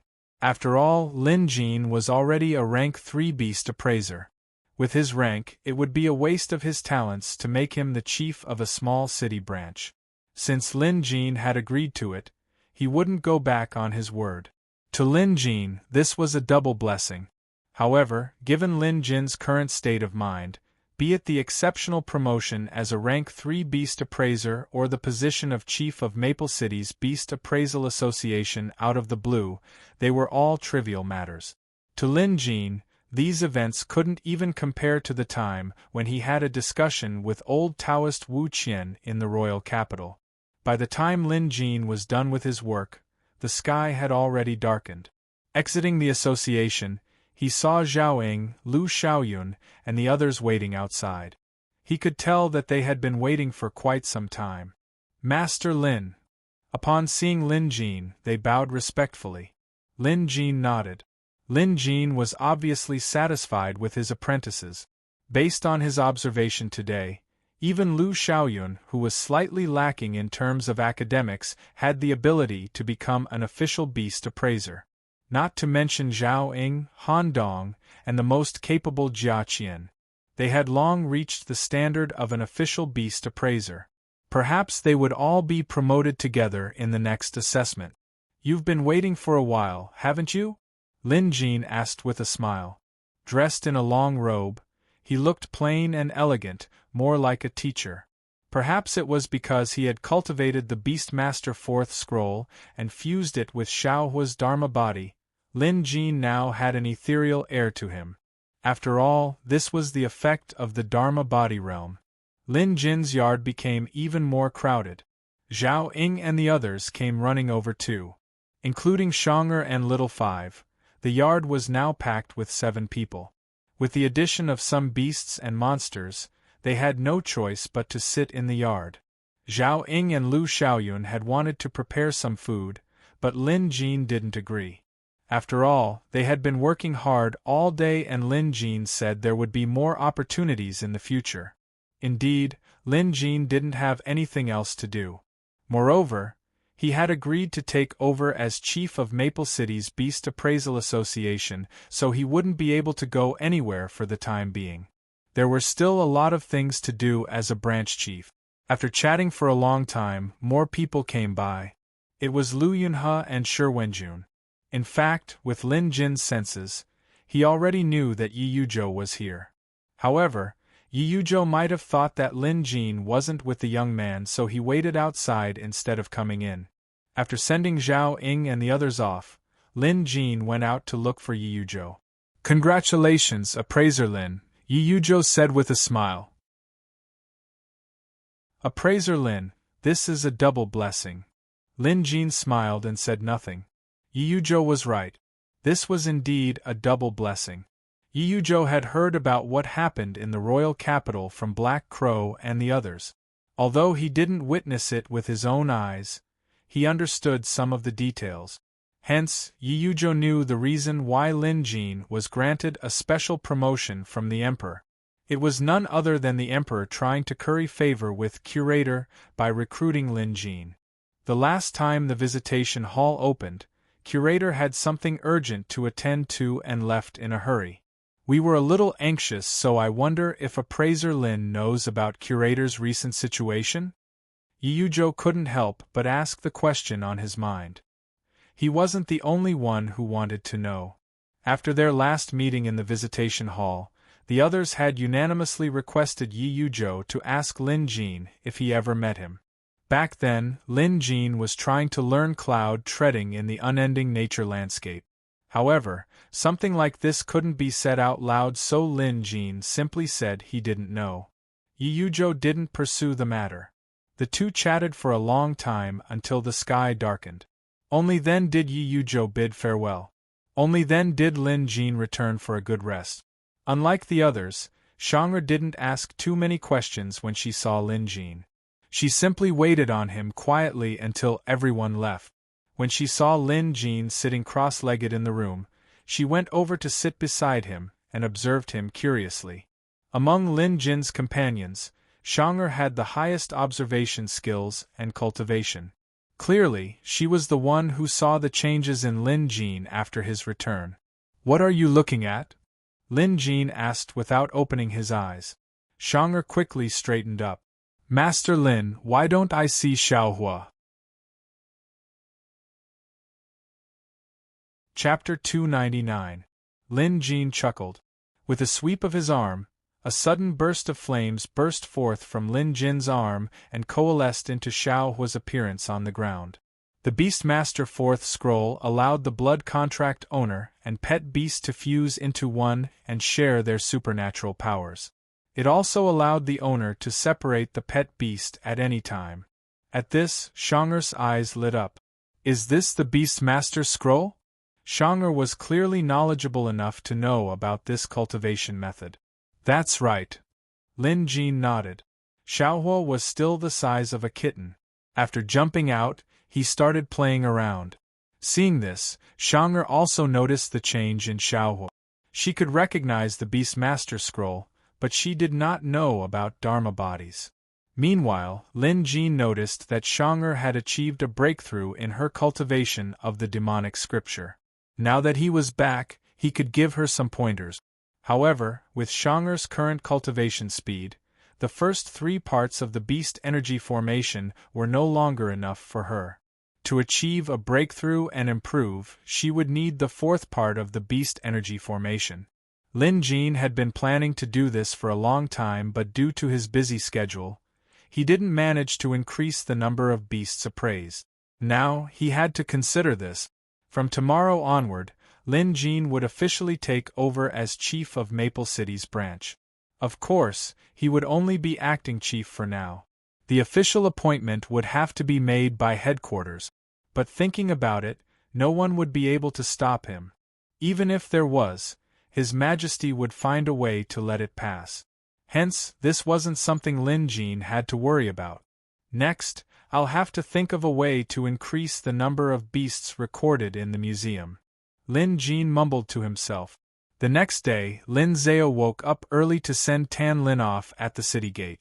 After all, she was going to Heavenly Spiral Nation this time. Even if she rode on an eagle beast, it would take at least 7 to 8 days to reach the Jade Dragon Kingdom. If she were to travel by land, traversing mountains and rivers, it would take at least several months. Who knew when they would meet again after this parting? As a friend, Lin Jin had to send her off personally. Tan Lin left in a carefree manner. She had handed over the association's affairs to Lin Jin yesterday. As for the other trivial matters, she told Lin Jin to handle them as he saw fit. Before daybreak, Tan Lin leaped onto her horse and turned to look at Lin Jin. Appraiser Lin, when we meet again, I, Tan Lin, will surely compete with you in beast appraising. Lin Jin saluted. Until we meet again. See you again. After Tan Lin finished speaking, she whipped her horse and galloped out of the city in a short while, out of sight. Lin Jin didn't linger. In this world, all good things must come to an end. Only after parting can one meet again. Back at the association, Lin Jin was given a bigger consultation hall. He immediately arranged for someone to hang up his registration token and instructed the chief to evaluate as many beasts as he could today. There was no limit to the number of appraisals available. With that, the number of people who came to hang up Lin Jin's number increased. Putting everything else aside, Lin Jin's reputation in Maple City was now rather well known. If the news of his promotion to rank 3 was only known to the Beast Appraisal Association yesterday, by now, almost everyone in Maple City knew about it. It wasn't every day that a rank 3 beast appraiser could appraise and treat their pet beast. Hence, most of the people here had signed up for Lin Jin's consultation today. Because of this, the number of beast appraisers and apprentice beast appraisers decreased significantly. However, no one dared to complain about this. In some places, it was indeed customary for a newly appointed chief to have an unlimited number of beasts appraised on the first day. However, this had never been the case in Maple City's history. After all, this was only possible if one had the capability to back it up. If one wasn't capable enough, they would most likely end up making a fool of themselves. When that happened, they would become a laughing stock and embarrass themselves. Even when Tan Lin was appointed, she didn't do this. This new chief sure is confident, Bai Zhenkong commented as he listened to Zhuo Wentong's report in the City Lord Manor of Maple City. Bai Zhenkong was now paying close attention to Lin Jin. At the same time, he was trying his best to find out what happened in the royal capital for His Majesty to grant Lin Jin such a privilege. Is there still no news from the royal capital? Bai Zhenkong asked. At this time, he was eating breakfast. As the city lord, his life was rather luxurious. Even breakfast was not enough. There were 7 or 8 plates on the table. There were hot dishes, vegetarian dishes, desserts, and fruit. It could be said that there was everything one could want. Zhuo Wentong shook his head. We've asked all our contacts in the royal capital, but they don't know the specifics. However, something major did happen in the royal capital recently, but I don't think it has anything to do with Lin Jin. Oh? What major event? Bai Zhenkong took a deep-fried biscuit, broke it open, and placed it into the small bowl of porridge before him. He then added some side dishes and took a bite. Also, Minister Yu's faction was toppled overnight. To the public, it was said that Minister Yu had died of an illness, but that might not be the truth. After all, Minister Yu was a member of the nation's guardian and a national guardian with a rank 4 jade dragon pet beast. For him to die of an illness is indeed hard to believe. The royal capital has banned news of this matter. But we still managed to find out some information.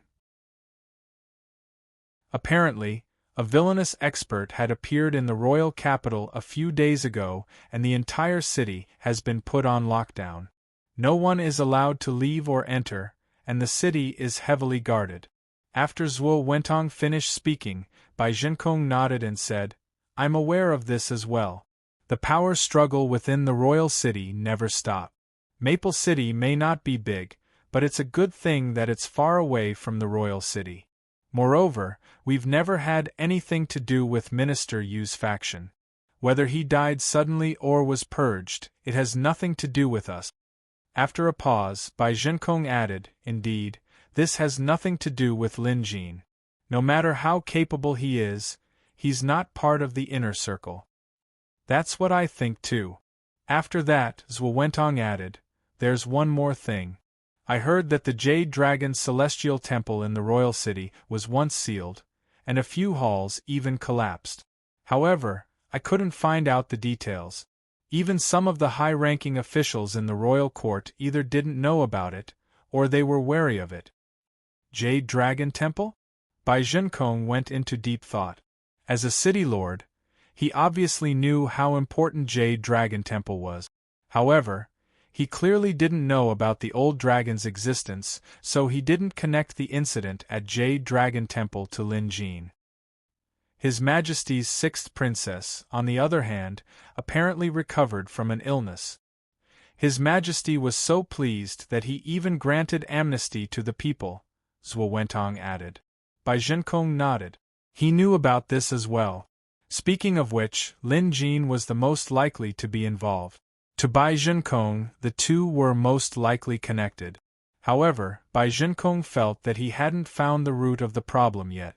Even if Lin Jin had cured the sixth princess, it didn't warrant His Majesty's attention. Chapter 300. Think about it, this Lin Jin is indeed extraordinary. He has a master named Curator and a rank 4 pet beast. Just these points alone make him worthy of being on our side. Moreover, Lin Jin's beast appraising skills are superb. Even if he hasn't reached rank 3, I'm sure he's infinitely close to it. His Majesty appreciates talent, so it wouldn't be unreasonable for him to be given an exception. That's right, Lin Jin said with a smile. As Zhuo Wentong put it this way, following this train of thought, it seemed that the current situation was indeed reasonable. By now, Bai Zhenkong had finished his meal. He was indeed interested in Lin Jin. Although he didn't know why His Majesty valued Lin Jin so much, he was certain of one thing. The current Lin Jin should be befriended rather than offend. However, several hours later, Bai Zhenkong received a handwritten letter from Fan City's city lord. As Maple City and Fan City were neighbors, Bai Zhenkong and Fan City's city lord were rather familiar with each other. He opened the letter and read it. But after reading it, Bai Zhenkong's expression turned odd. Zhuo Wentong didn't know the contents of the letter, but he had been with Bai Zhenkong for some time now. Bai Zhenkong was a shrewd man. Even in private, his expression wouldn't change easily. However, when City Lord Bai read the letter, his expression was clearly one of surprise and contemplation. Usually, Zhuo Wentong knew he shouldn't take the initiative to ask. After all, there must be something special about the letter. If he asked abruptly, would the city lord say anything? But this time, Bai Zhenkong clearly had no intention of hiding it from the shrewd chief. Wentong, Fan City's city lord has written a letter asking me to help him find someone. Tell me, should I help him or not? Having said that, Bai Zhenkong handed the letter to Zhuo Wentong. This meant that Zhuo Wentong was allowed to read the content. The latter quickly took the letter and read it carefully. Only then did he understand the city lord's intention. Isn't City Lord Fan looking for Lin Jin? That must be it. Lin Jin has just returned from the royal capital and Fan City is a place he has to pass through. Moreover, the letter claims that Lin Jin kept a monster and allowed it to harm his son. This is clearly an accusation. Zhuo Wentong was a shrewd man. He knew that City Lord Fan had written this letter to confirm that the person he was looking for was Lin Jin. However, before he acted, he had to inform Bai Zhenkong. After all, this was Maple City's territory, and it would be rude not to inform Bai Zhenkong. City Lord Fan is a very protective person. He has 4 daughters and only 1 son.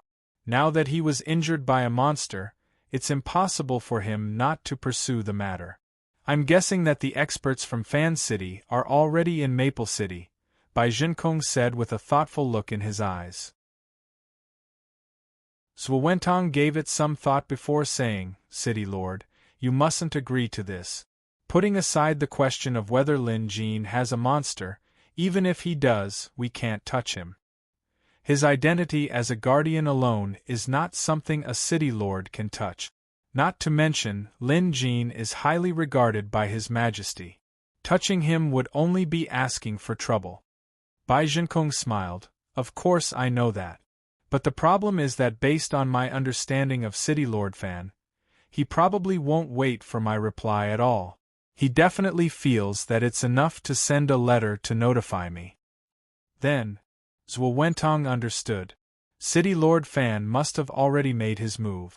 As Maple City's representative, how should Bai Jinkong deal with this was the question Bai Jinkong wanted to ask himself. Without a second thought, Zhuo Wentong bowed and said, City Lord Fan's actions are inviting trouble upon himself.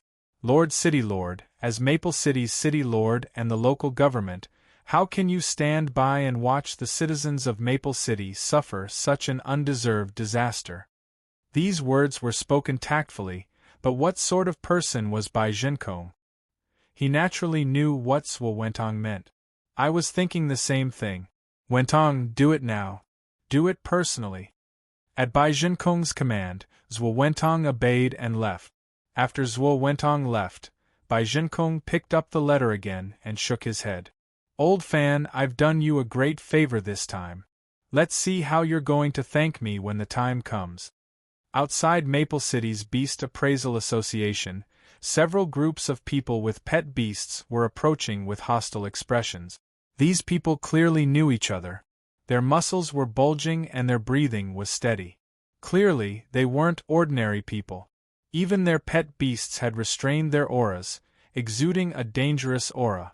They were experts from Fan City. There were more than 20 of them, and 10 of them had rank 3 pet beasts with them. They were all elites among Fan City's officials. Not only were they experts, but they also brought a lot of powerful mystic instruments with them. They were well prepared. With this, taking down a person by surprise should be a piece of cake. Currently, these people were loitering around Maple City's Beast Appraisal Association, observing the terrain. Some of them even went in to scout out the location of their target. Soon, the person who inquired for information returned. Did you find him? Yes. He's now the chief of this Beast Appraisal Association branch. He's easy to find. Chief? So what? He offended the city lord, so we still have to capture him. Get ready to move. Remember, once you capture him, leave immediately and return to Fan City. As for Maple City, the city lord has already informed us that he won't interfere. Don't worry. We're all veterans. Even if that person is capable, he's no match for us. Okay. In short, when we attack later, use your full strength. Make sure nothing goes wrong. After their discussion, the group prepared to enter. However, at this moment, another group of people blocked their path. The one leading them was Zhuo Wentong. As the City Lord Manor's chief steward, Zhuo Wentong's strength was undeniable. Not only did he have a rank 3 pet beast, but his blood contract realm was also at the 5th realm. Others might not know Fan City's experts, but they knew who Zhuo Wentong was. Steward Zhuo? The leader of the Fan City group was stunned. He asked tentatively, Steward Zhuo, are you here to lend us a hand? In their opinion, this was the most likely explanation. Zhuo Wentong shook his head. You've all come all the way from Fan City and it's mealtime now. How about I treat you to a drink? The Fan City experts realized that if he was here to help, why would he go for a drink first? He was clearly here to stop them. Their expressions darkened. Chief Steward Zhuo, City Lord Fan has issued a strict order that no one is allowed to obstruct us. If Chief Steward Zhuo doesn't want to help us, please step aside. We will come back to thank Chief Steward Zhuo after we finish our task. Hold it! Zhuo Wentong extended a hand to stop them. I'm here today to stop you. It's also for your own good and for City Lord Fans. Gentlemen, let's move to another place to talk. Fan City's experts were naturally enraged. They wouldn't listen to him, but the problem was, Zhuo Wentong came prepared. There were 20 of them, but a single clap from Zhuo Wentong could summon at least 100 experts. Each of them was strong enough to deal with them. Chapter 301. The sudden appearance of so many people at the entrance of the Beast Appraisal Association in such a menacing manner, as if they were about to start a fight, naturally scared the crowd away. Some of the braver ones even pointed at them from afar and whispered to each other, "Gentlemen, let's go. Don't scare our citizens." Zhuo gestured for them to leave. Since Zhuo had said so, there was nothing they could do. It didn't matter how reluctant they were. Only a fool would fight 20 people against 100 experts. The leader's expression changed. In the end, he gritted his teeth and said, "Steward Zhuo, think this through. Our city lord will never let this go. Please." Zhuo looked nonchalant. Knowing that he couldn't get his job done, the leader scoffed and led his men away.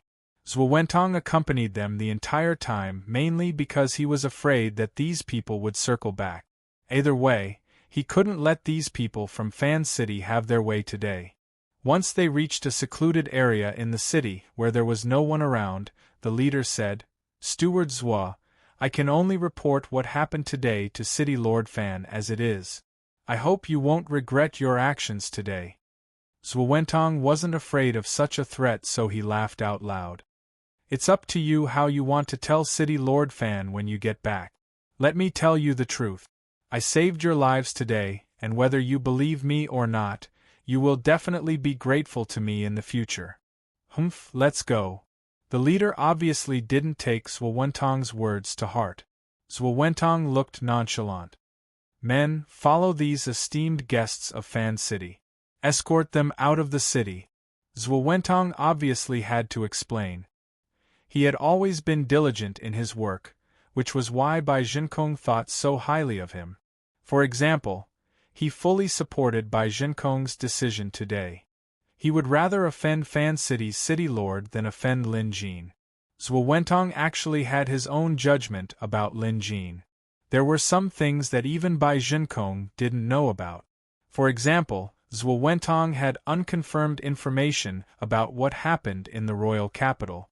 After much thought, he decided not to tell Bai Jinkong about it. After all, it was unconfirmed, and if he did, trouble might come his way. However, Zhuo couldn't just ignore it. He had a good friend in King City who once said that he had seen a white ape fighting a jade dragon in King City. There was a lot of information in this. A jade dragon pet beast was definitely a rare beast among rare beasts. It was a symbol of the Jade Dragon Kingdom, and only a handful of people owned a Jade Dragon pet beast.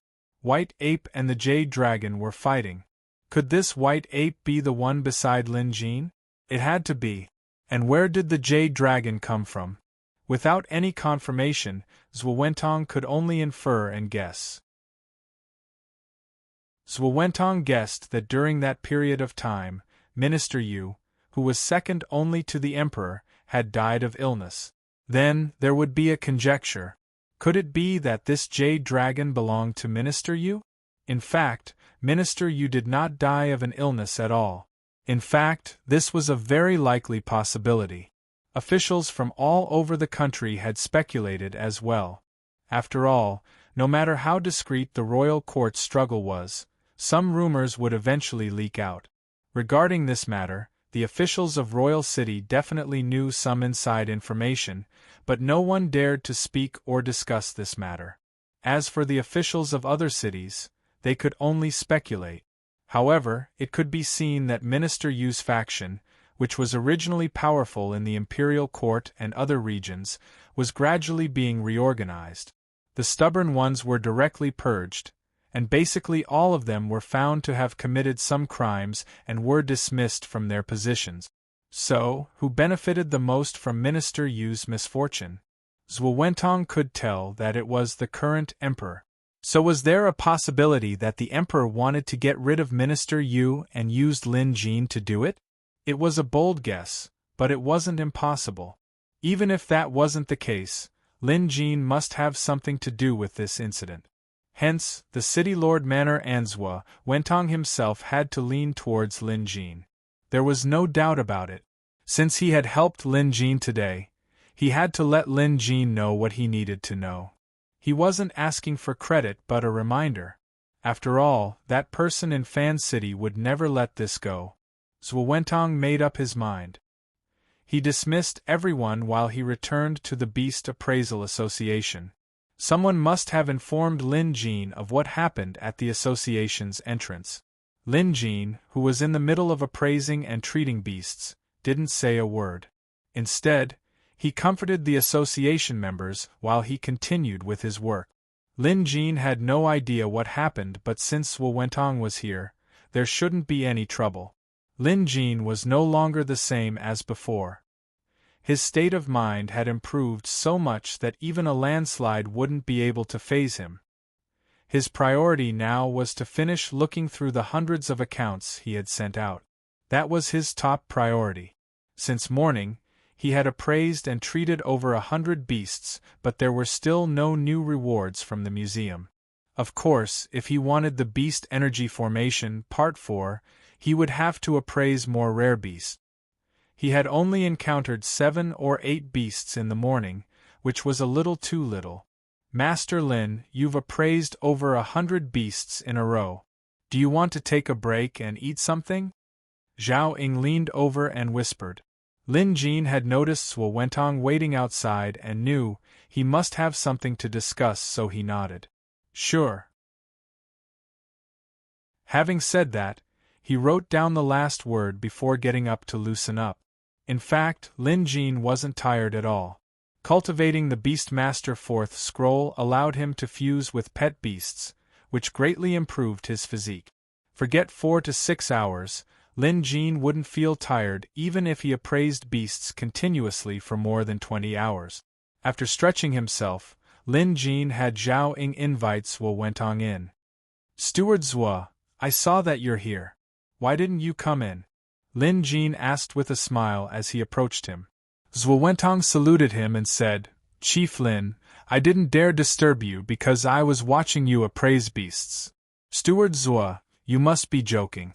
What a coincidence. I'm taking a break, so let's talk inside. Lin Jin saluted him as well before instructing Zhao Ying, Lu Xiaoyun, and the others to brew tea. By then, Jia Qian had already brewed the tea. When she saw Lin Jin greet Zhuo Wentong earlier, she had already gone to brew tea. Lu Xiaoyun, Han Dong, and the others didn't know how to react to this.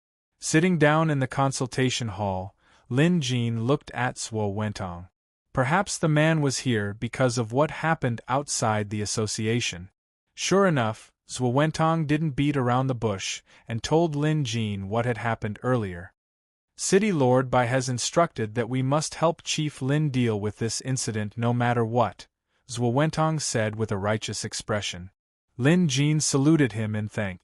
Needless to say, Zhuo Wentong had indeed helped him. Otherwise, even if Lin Jin wasn't afraid of Fan City, he would still be in trouble if Zhuo Wentong made a move at the association. Chapter 302. Chief Lin, is there some misunderstanding between you and Fan City's City Lord? Zhuo Wentong suddenly asked. He knew a little about the situation, but it was only from Fan City's City Lord. He wanted to hear Lin Jin's side of the story. This isn't really a misunderstanding. Lin Jin remembered this incident. Back in Mount Gua's forest, those people tried to kill White Ape but were too weak. White Ape was already being merciful by not killing them. Hence, Lin Jin didn't think it was his fault. Of course, it wasn't White Ape's fault either. Lin Jin explained the situation and Zhuo Wentong understood. He already knew that Lin Jin had a monster by his side, but it definitely wasn't one that killed innocent people. Instead, it was Fan City's City Lord's son who had a bad reputation. He was said to have committed all sorts of evil and was worse than a monster. Haha, it's nothing much. Chief Lin is a citizen of Maple City, so City Lord Bai will surely take care of you.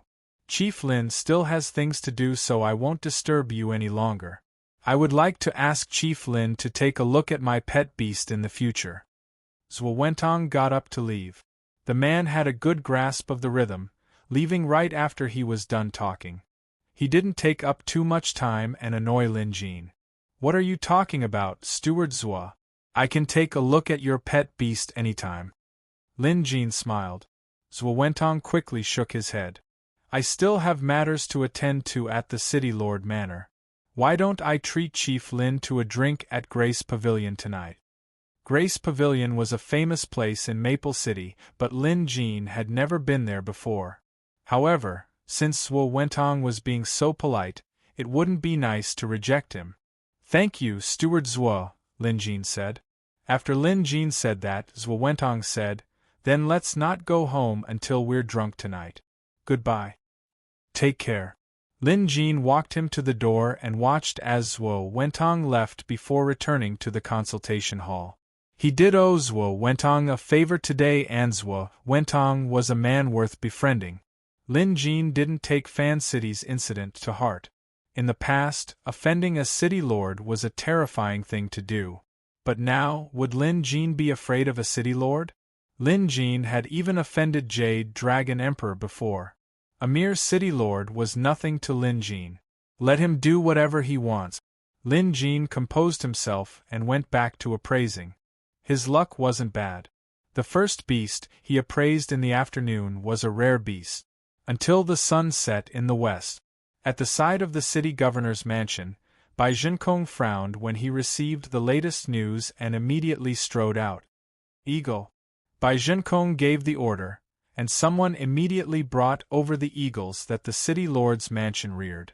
Bai Zhenkong said to Zhuo Wentong, Wentong, come with me. As soon as he finished speaking, Zhuo Wentong also mounted an eagle without saying a word. The two of them flew out of the city. After a while, they landed in a pavilion 10 miles away from the city.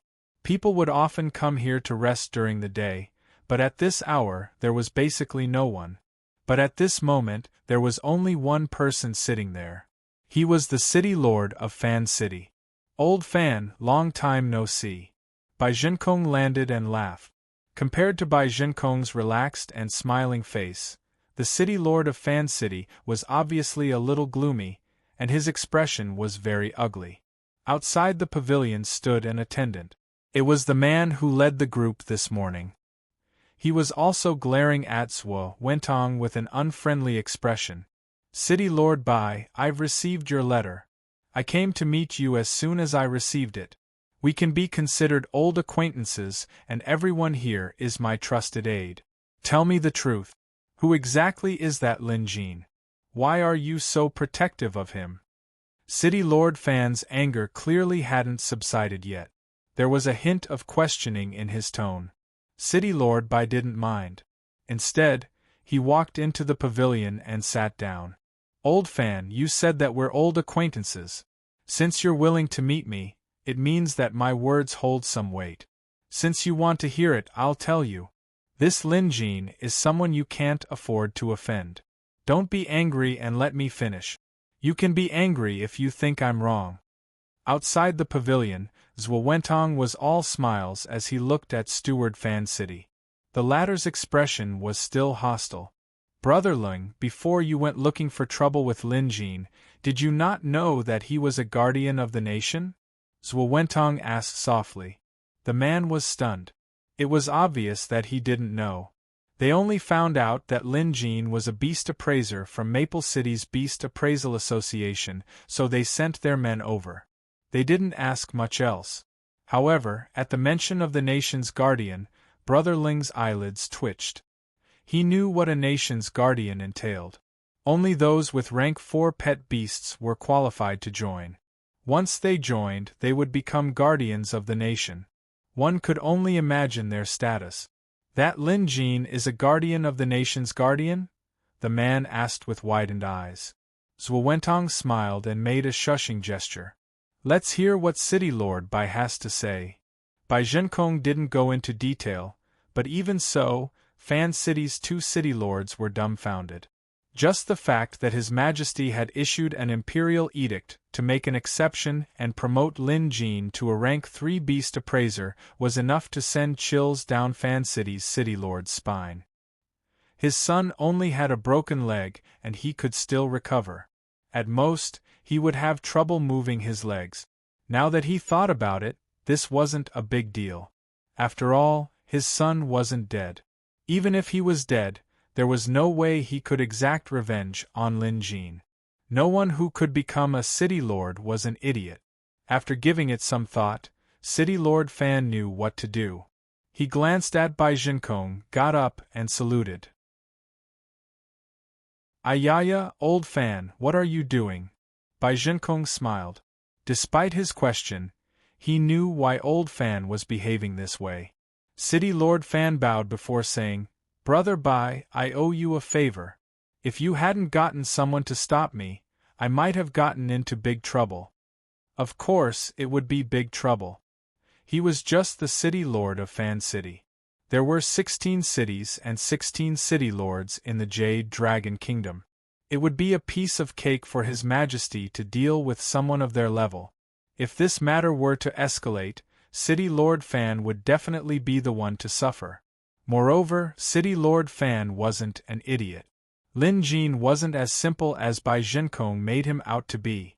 There was a chance that Bai Jinkong didn't know or that Bai Jinkong hadn't told him the truth. But no matter what, Lin Jin couldn't be touched. He had to find a way to investigate and figure out the situation once he got back. As for his son, he could only blame himself for not disciplining him enough. It was a good thing that he was injured this time. Coincidentally, the Zhao family and the Huang family were also involved this time. This time, he would make a move on these two families and get some compensation. Smart people didn't need to waste their breath. City Lord Fan was no longer as gloomy as before. Instead, he was all smiles as he chatted with City Lord Bai. Outside the pavilion, Zhuo Wentong looked up at the sky, feeling anxious. After all, he had invited Lin Jin to treat him to a drink tonight. Fortunately, City Lord Fan and City Lord Bai didn't chat for too long. After exchanging a few words, they got up and bade each other farewell. City Lord Fan flew away on his eagle. Bai Jinkong was in a good mood. "I'll make old Fan owe me a favor this time." Chapter 303. Bai Jinkong was obviously in a good mood. Firstly, Lin Jin was tactful, and secondly, Lin Jin was grateful. That was enough. Zhuo Wentong was anxious, but he didn't let it show on his face. Along the way, he told Bai Jinkong about him treating Lin Jin to a drink. There was no way he could hide something like this. He couldn't hide it either. Bai Jinkong wasn't a simple man. Although Zhuo Wentong handled many things, there was no doubt that Zhuo Wentong wasn't the only one working under Bai Jinkong. If news of him secretly treating Lin Jin to a drink reached Bai Jinkong's ears, even if Zhuo Wentong had no ulterior motives, the city lord might still grow suspicious. If that was the case, he might as well be magnanimous, and he mustn't show any selfish intentions. Sure enough, Bai Jinkong was stunned at the news before he smiled. "Wentong, you did the right thing. Lin Jin has a lot of secrets and even His Majesty is paying special attention to him. It's the right thing to do to interact with him. If it weren't for my special status, I would have treated him to a drink." Zhuo Wentong quickly replied, "City Lord, that's why I approached him. If I discover anything, I will report it to you immediately." All right. Where are you guys meeting?" "Grace Pavilion." Grace Pavilion. In Maple City, Grace Tower was considered a high-end entertainment venue. In some places it was either drinking or eating. But in Grace Tower, while drinking and eating were important, the place was even more famous for its various singers and dancers. There were many of them and they were all stunning beauties. Many guests from the outside even came here because of its reputation, not to drink or taste the food, but to catch a glimpse of Grace Tower's singers and dancers. Lin Jin must have heard of this place in the past, but he had never been there. He simply didn't have that much spare cash. Since Zhuo Wentong was treating him this time, there was no harm in going. It wasn't that Zhuo Wentong liked this place, but he wanted to experience the brothels of this alternate world. When the association was about to close, Lin Jin didn't leave. He merely said that Zhuo Wentong was treating them tonight. It wasn't convenient to bring anyone along for a social event like this. Even pet beasts weren't allowed inside. They could only be temporarily stored in the beast pens outside. Hence, Zhao Ying, Lu Xiaoyun and the rest tactfully left. The few of them had a very good relationship with each other now. Hence, after they left, they discussed Master Lin's destination softly. Han Dong knew. He thought for a moment and said, Fingyao. Ah, Grace Pavilion? Lu Xiaoyun knew this place. Her brother, Lu Yunhe, had been there before, and he was a frequent visitor. Jia Qian also knew what kind of place Grace Tower was. She smiled and said nothing. Zhao Ying, on the other hand, didn't know much. She was a bookworm who preferred to study alone. Up until now, there were many areas in Maple City that she hadn't been to, so she had no idea where Grace Tower was or where the door opened.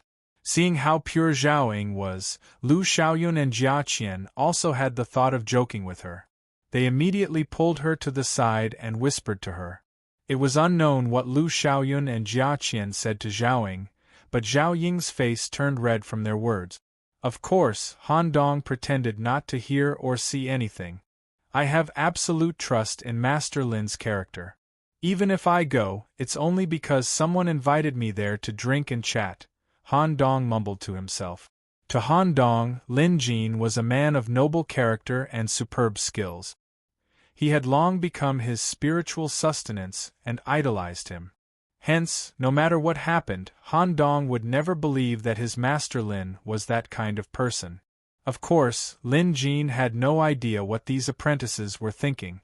Shang'er initially wanted to stay a little longer, but Lin Jin persuaded her to go home. While Shang'er was worried about her safety, Lin Jin told her that no one in Maple City could pose a threat to him other than Yi Yuzhou. Shang'er believed this, so she obediently returned home. Today, Lin Jin had asked people to look for a suitable residence in Maple City. He was ready to move to another place. His current place was too cramped and he couldn't fit in at all.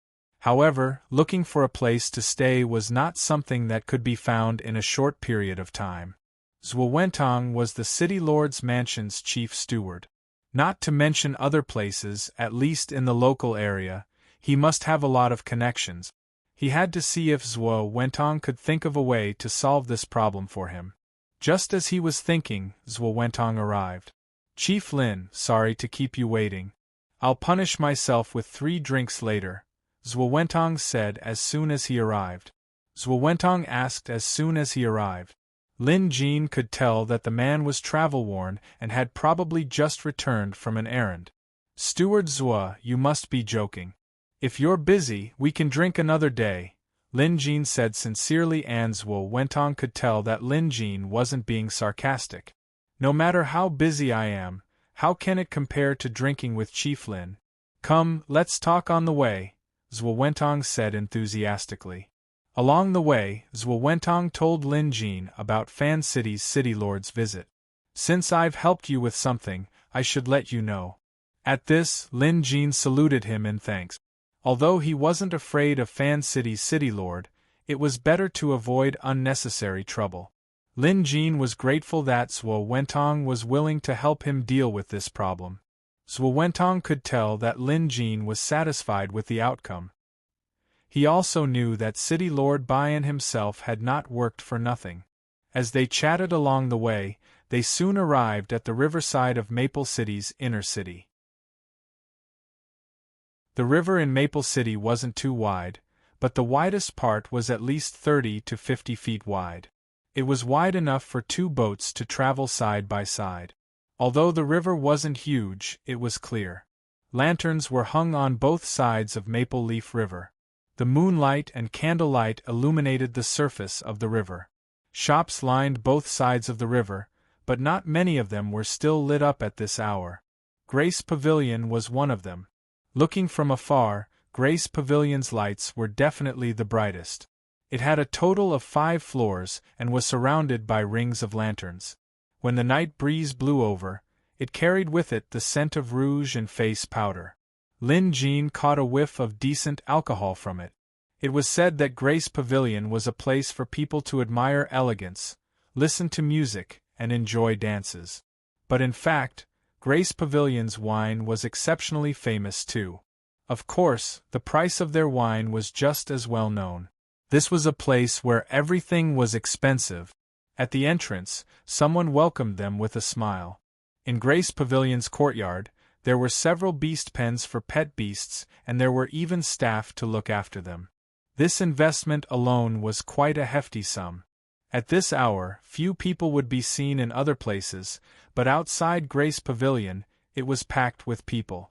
Those who were unkempt or dressed in ordinary clothes would be barred from entering. However, Zhuo Wentong was no ordinary person. The people from Grace Pavilion spotted Zhuo Wentong from afar and immediately jogged over to welcome them inside. Chapter 304. Steward Zhuo, it's been a while since you've been here. Please come in. Grace Pavilion has a newcomer today. She's a famous beauty from grassy continent's westward country. I'm sure you'll be pleased with her, Steward Zhuo, the receptionist said respectfully. It was obvious that Zhuo Wentong was a frequent customer of Grace Pavilion. Zhuo Wentong smiled and said to the receptionist, I'm treating our esteemed guest to a drink today. You'd better put in some effort into the arrangement. The receptionist quickly replied, Of course, of course. Don't worry, Steward Zhuo. Having said that, he hurriedly led the two inside. Zhuo Wentong whispered to Lin Jin, Chief Lin, since we're in a place like this, I'll just call you Brother Lin. Lin Jin smiled. You're my elder brother. Whatever you say, Brother Zhuo.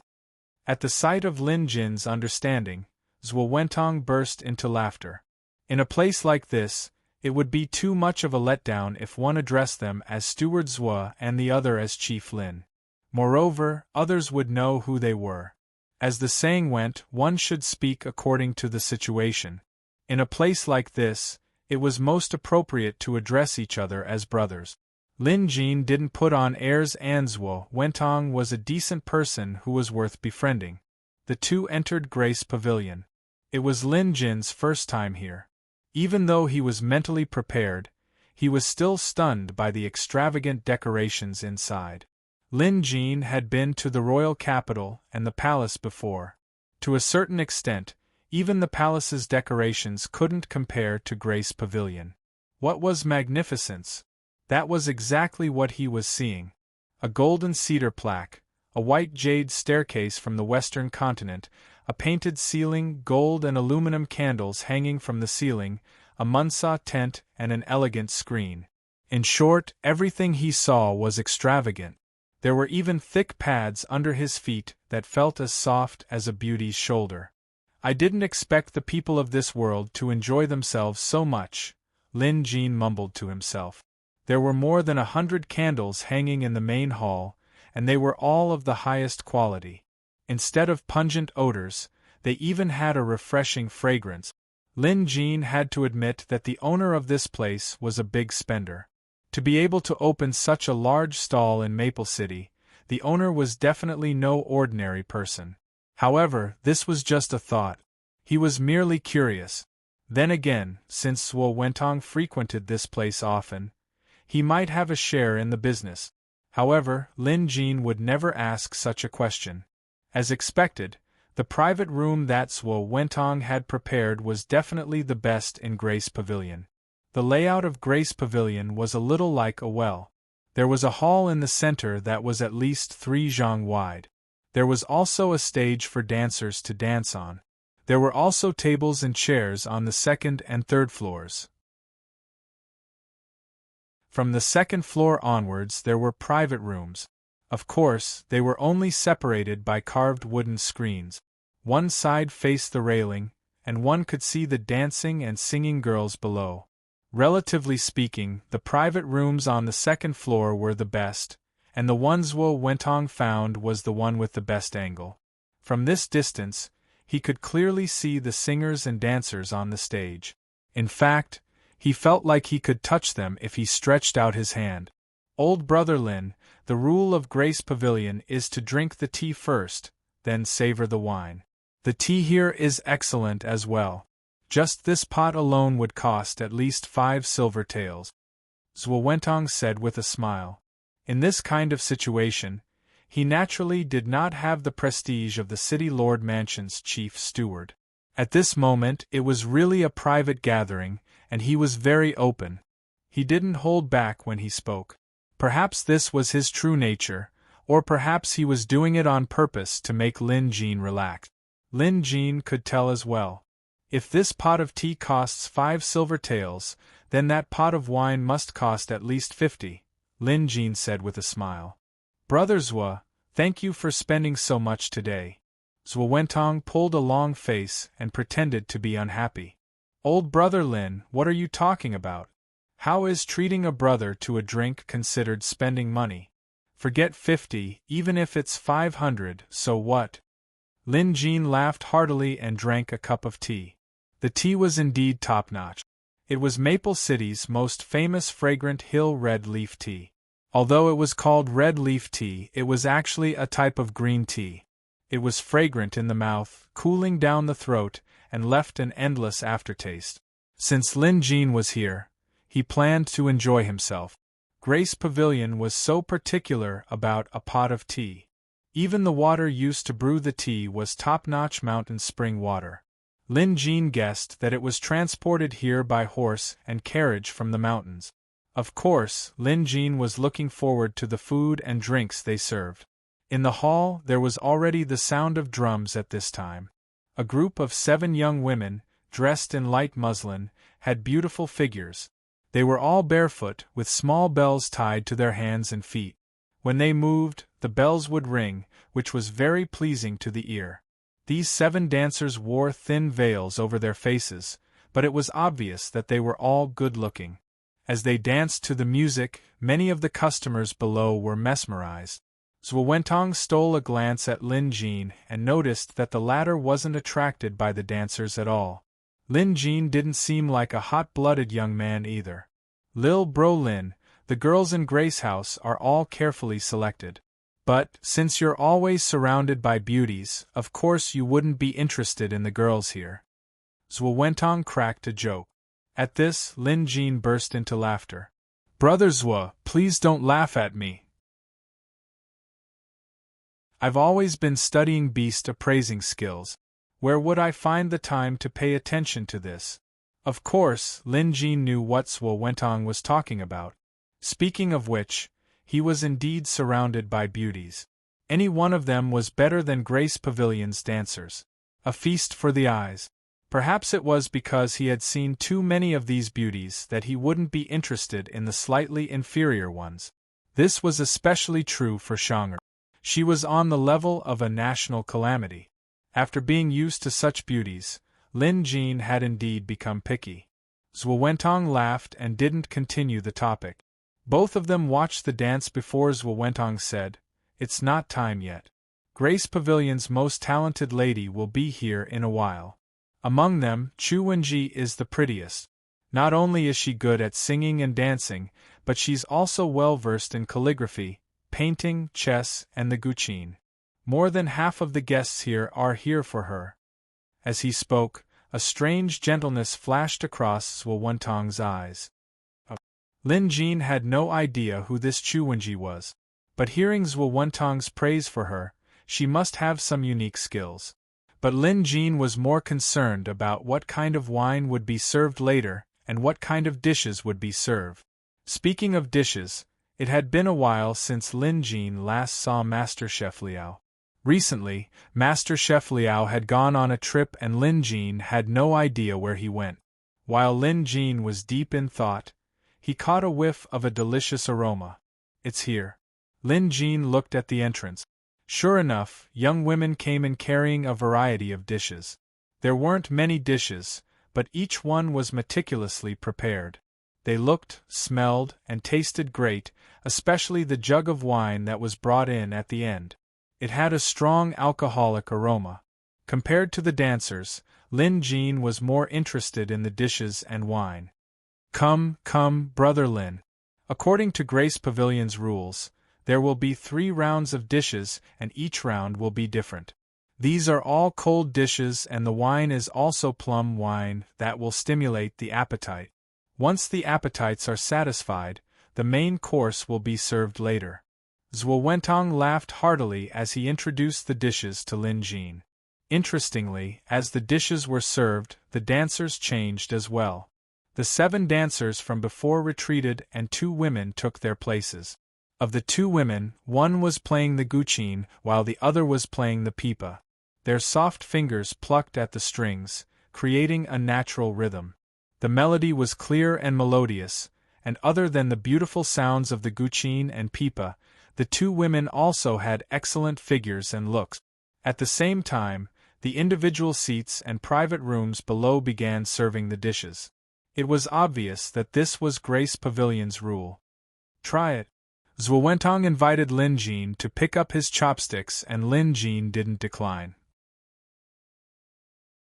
He picked up a green bean and smelled it before tasting it.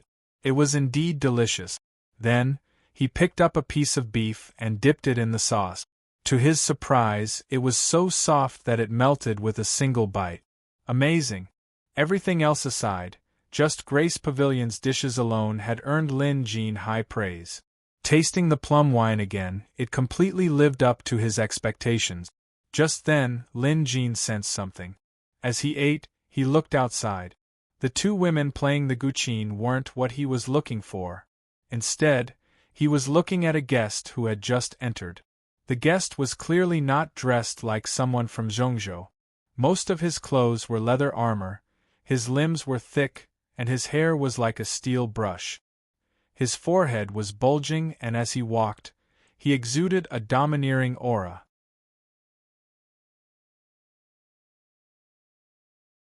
Chapter 305. Lin Jin stared at him, not because of his appearance, but because of the faint demonic aura emanating from him. Lin Jin was now extremely sensitive to demonic aura, especially after cultivating the Beastmaster 4th scroll. Even if the aura was well hidden, Lin Jin could still detect it. This person wasn't alone. He was following behind someone. That person didn't exude any demonic aura, but he had clearly cultivated the Beastmaster scroll as well, becoming one with his pet beast. Using his spiritual eye, Lin Jin could see a faint silhouette of a king snake on this person's body. Lin Jin knew about the king cobra of the western region.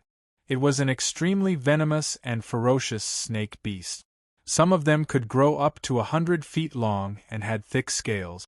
As they slithered, they could easily smash through houses and walls. Also, these snakes could easily spit venom up to 300 feet away.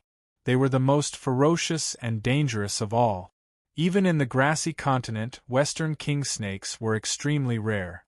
They only existed in the western region of the continent and were few in number. However, every single one of them was the overlord of the Gobi Desert. They were also known as king snakes because they were unique beasts that only Xiliang royalty could form a blood pact with. Lin Jin had read about this from books. He was able to deduce this from the way these people were dressed. "Brother Lin, what's wrong?" Zhuo Wentong saw Lin Jin looking down from the railing. At first, he thought he was looking at the woman playing the zither. But he soon realized that wasn't the case. "It's nothing. I just saw a few grassy continent natives and took a few glances out of curiosity." Lin Jin turned back. Despite his words, Lin Jin was still trying to sense the grassy continent natives' auras. The one with the demonic aura must be a monster. Also, this monster had a murderous aura, so it was better to be cautious. Although the natives were foreigners, they were well off, so they were led to the second floor. Lin Jin could sense their presence in the room next door. He discreetly concealed his aura and continued chatting cheerfully with Zhuo Wentong. However, he was already wary of the natives next door. If they were here for fun, there was no need for such a murderous aura. Not to mention him, even Zhuo Wentong could feel this killing intent. At this moment, Zhuo Wentong furrowed his brows. Clearly, he had also sensed a faintly discernible killing intent. However, his cultivation and abilities were insufficient. Therefore, he could only sense the killing intent and did not know that the other party was a demonic beast. Someone actually dares to cause trouble in the Grace Pavilion. He's simply courting death.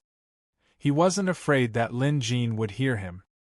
His murderous aura wasn't concealed at all, so it was obvious that he was here to cause trouble. Lin Jin was an expert as well. He was someone who defeated the Friar Association's Yang Jie, so how could he not notice it? Have people come here to cause trouble before? Lin Jin suddenly asked. How could there not be? Xuewentong did not mind at all, but don't you worry, Brother Lin. This Grace Pavilion is not to be underestimated. No matter who comes here to cause trouble, they will not end up well. Lin Jin asked tentatively, Brother Zue, could it be that you have a share in Grace Pavilion as well? Me? Xuewentong was taken aback for a moment before laughing out loud. I didn't, but Xuewentong looked around before lowering his voice to say, the city lord does have a share in this place. This was top-secret information. Lin Jin didn't expect Xuewentong to tell him something like this. However, this showed how open Xuewentong was to Lin Jin and not hide anything from him. Moreover, after careful consideration, Lin Jin realized that Xuewentong mentioned that City Lord Bai had a share in Grace Pavilion. This meant that he only had a small share in this place. So who had a larger share? In terms of status and identity, they had to be at least on the same level as Bai Jinkong. Just like a game of cards, only people of equal status could play together. However, Lin Jin didn't expect Xuewentong to tell him this. But to Lin Jin's surprise, Xuewentong actually told him. In this Grace Pavilion, besides our Lord City Lord, there are several other city lords. Of course, there are also Grace Pavilions in other cities. In Royal City, there are also many important officials involved. Let me ask you, who would dare to cause trouble here? If they do, no matter who they are, they won't end up well. This was a huge secret. Lin Jin didn't expect Xuewentong to tell him even this. Not many people know about this, right? Lin Jin asked. Xuewentong nodded, not delving into the topic. Sometimes, it was best to stop when things went too far. Just like now. After saying so much, Xuewentong was just expressing his goodwill, expressing that he considered Lin Jin one of his own. Then, they continued drinking, tasting, and cooking. Even if Grace Pavilion's chef wasn't as good as Master Chef Liao, he wasn't too far off. At least Lin Jin enjoyed his meal. Just then, a woman's singing came from outside. Upon hearing this, Xuewentong exclaimed excitedly, It's Chu Wenji. Brother Lin, listen to this song. You won't be able to hear it anywhere else. Lin Jin nodded. The woman's voice was clear and melodious. She was clearly someone who knew how to sing. Her humming, chanting, and singing were flawless. It was indeed pleasant to the ears. Of course, while her voice was pleasant, the tune was only average to Lin Jin. After all, Lin Jin was a transmigrator who had heard countless songs in his past life. Compared to his past life, the tunes of this world were on a whole different level. However, the others weren't as knowledgeable as Lin Jin, so they listened intently to the song. Looking outside, Lin Jin saw Chu Wenji. Sure enough, she was a beauty who could bring disaster to a country. She was even more beautiful than Zhao Ying, Lu Xiaoyun, and the others, only slightly inferior to Shang. If one had to compare, they each had their own merit. This Chu Wenji was clearly more pitiful. Her demeanor and self-assurance were truly endearing, giving others a strong desire to protect her. After the song, Chu Wenji thanked Lin Jin with a smile. She was probably the pillar of Grace Pavilion and also the most popular courtesan here. Her presence on the stage immediately brought Grace Pavilion to its climax. Below the stage, a plump merchant shouted under the influence of alcohol, Lady Chu, I'll never get tired of listening to your voice. I love it so much. Would you like to dance with me later? I'm looking forward to it. On the stage, Chu Wenji smiled. There will be a dance today, but it won't be Wenji. Today, a beauty from the western regions has come to Fengya Pavilion. Later, Wenji will play the zither, and this beauty will dance. At this, the crowd below the stage was stunned. There were all sorts of comments. Some were looking forward to it while others jeered at it. However, everyone knew what kind of place Grace Pavilion was. Hence, even though they were making a fuss, they restrained themselves. I'd like to see what's so special about this Western beauty. Many people had the same idea, including Xuewentong. At this moment, he stretched his neck and looked outside as well. Lin Jin could tell that Zhuo Wentong treated Chu Wenji differently. Even though the adoration in his eyes was deeply hidden, it couldn't escape Lin Jin's eyes. It couldn't be helped.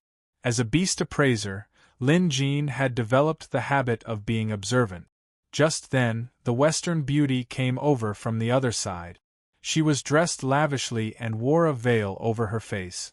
Even so, one could be sure that this Western beauty was another peerless beauty.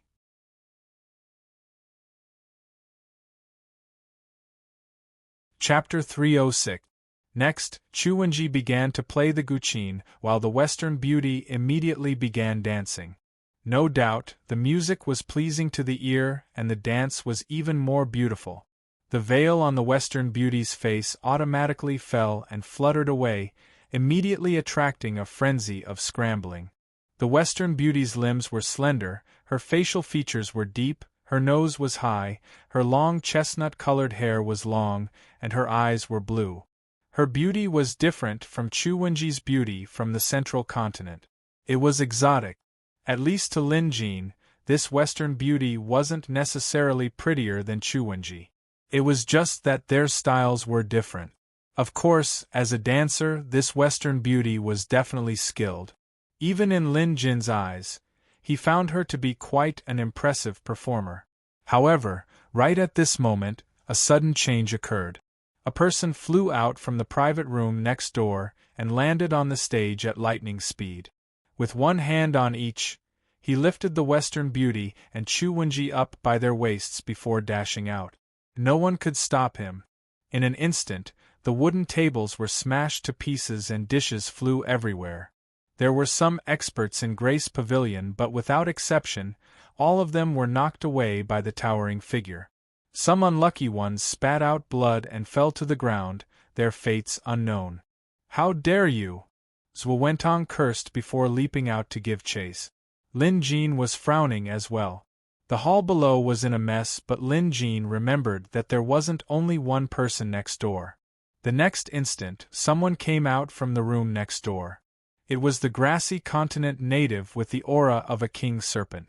Beside him were two guards. That monster from before was the madman who kidnapped the girl. The three natives smirked as they hurried out of the room. No one was paying attention to them right now. Lin Jin gave it some thought. Now that things had come to this, he couldn't just stand by and watch. Moreover, he could tell that Zhuo Wentong was paying extra attention to Chu Wenji. Otherwise, Zhuo Wentong's expression would have changed immediately upon discovering that Chu Wenji had been kidnapped. Lin Jin couldn't just stand by and watch. Hence, Lin Jin took a step forward and blocked the three natives' way. "Gentlemen, are you planning to leave just like that?" Lin Jin asked politely, but the other party's reaction was clearly intense. Two grassy continent natives dressed as guards took 2 steps forward. One of them punched while the other pushed his palms forward. In an instant, the two seemingly ordinary men seemed to have merged into one, unleashing a tremendous force. Lin Jin could even see the silhouette of a grassy continent mammoth charging at him.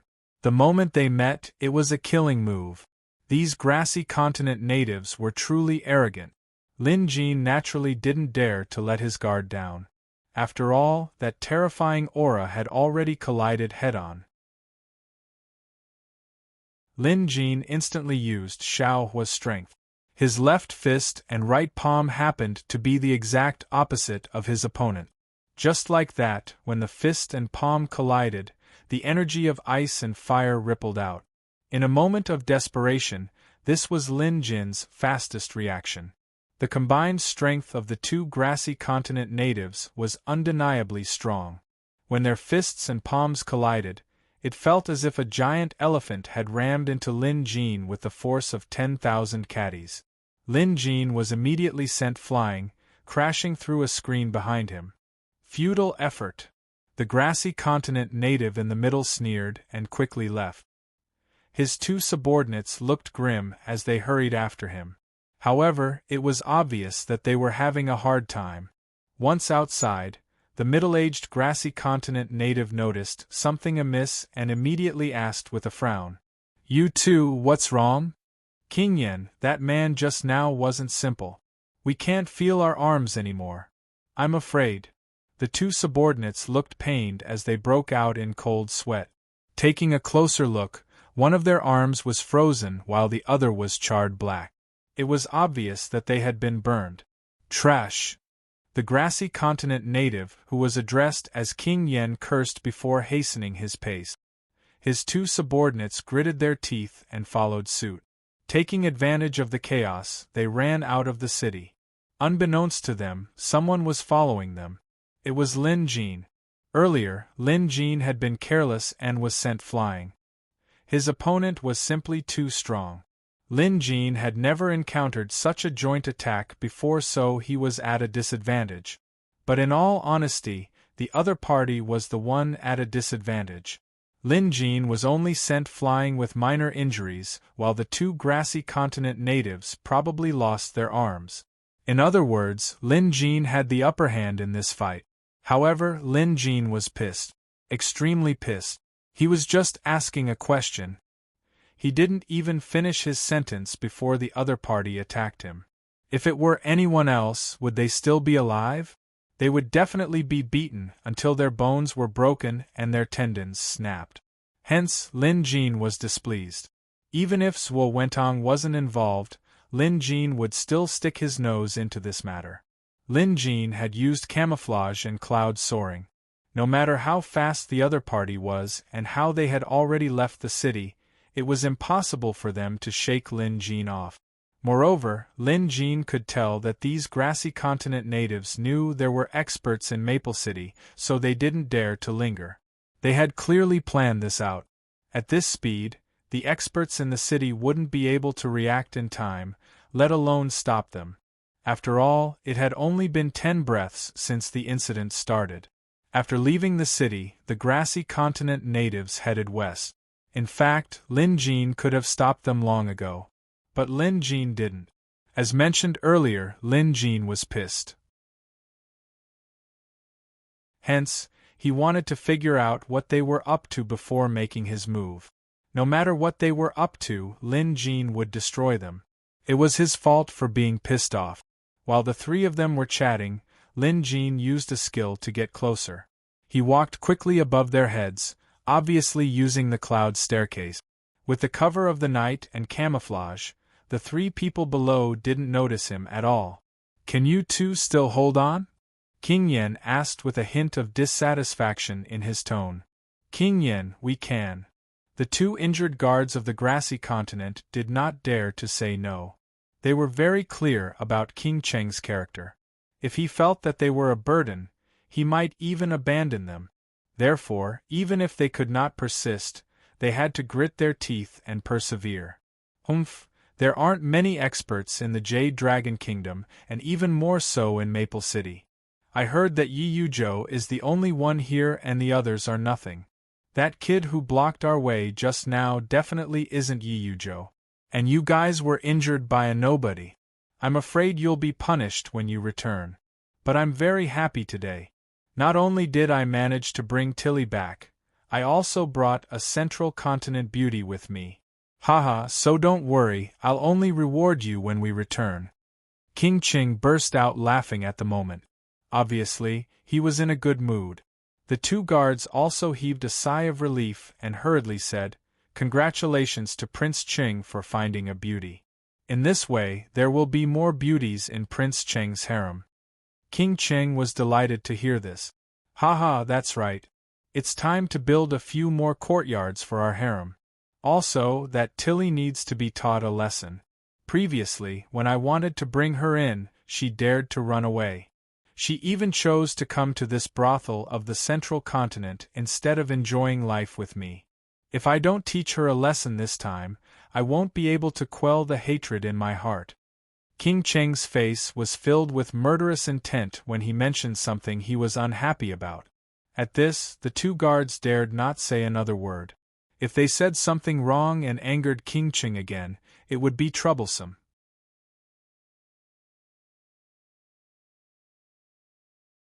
Chapter 307. As the three of them spoke, they did not slow down in the slightest.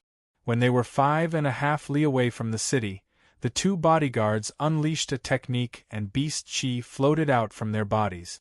Next, the beast chi condensed into a gigantic elephant, which then carried the three of them at a speed twice as fast as before.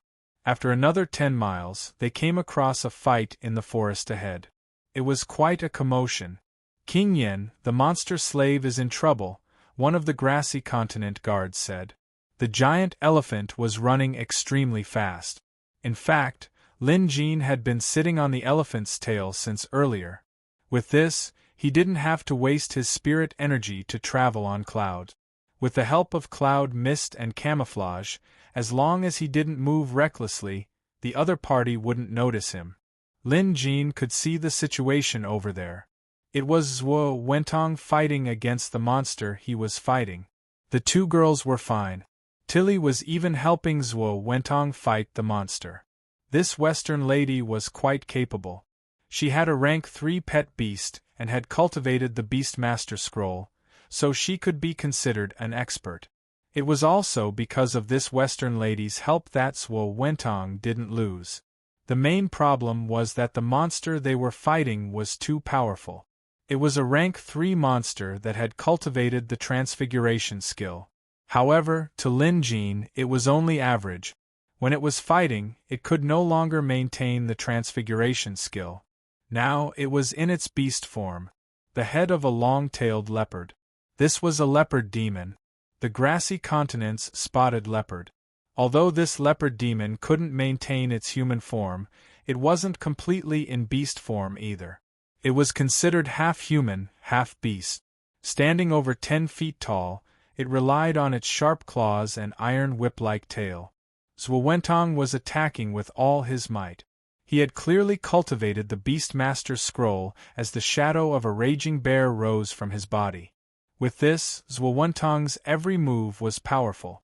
Lin Jin knew that Zhuo Wentong's pet beast was rank 3 and his blood contract realm had reached the 5th realm. He was indeed an expert in Maple City. However, things were different when it came to the grassy continent monster. Everyone knew that demonic beasts were difficult to tame, so demonic beasts were treated as public enemies. On the surface, the law stated that if a demonic beast was discovered, it had to be exterminated to prevent future troubles. As for associating with demonic beasts, that was an even greater crime. But in reality, rules were rules. There would always be loopholes in the rules set by people. Take Lin Jin for example. Which of Bai Zhenkong and Zhuo Wentong didn't know he had a monster by his side? Even the Emperor of Royal City was well aware of this. But because of fear, because of appeasement and roping in, they turned a blind eye to this kind of thing.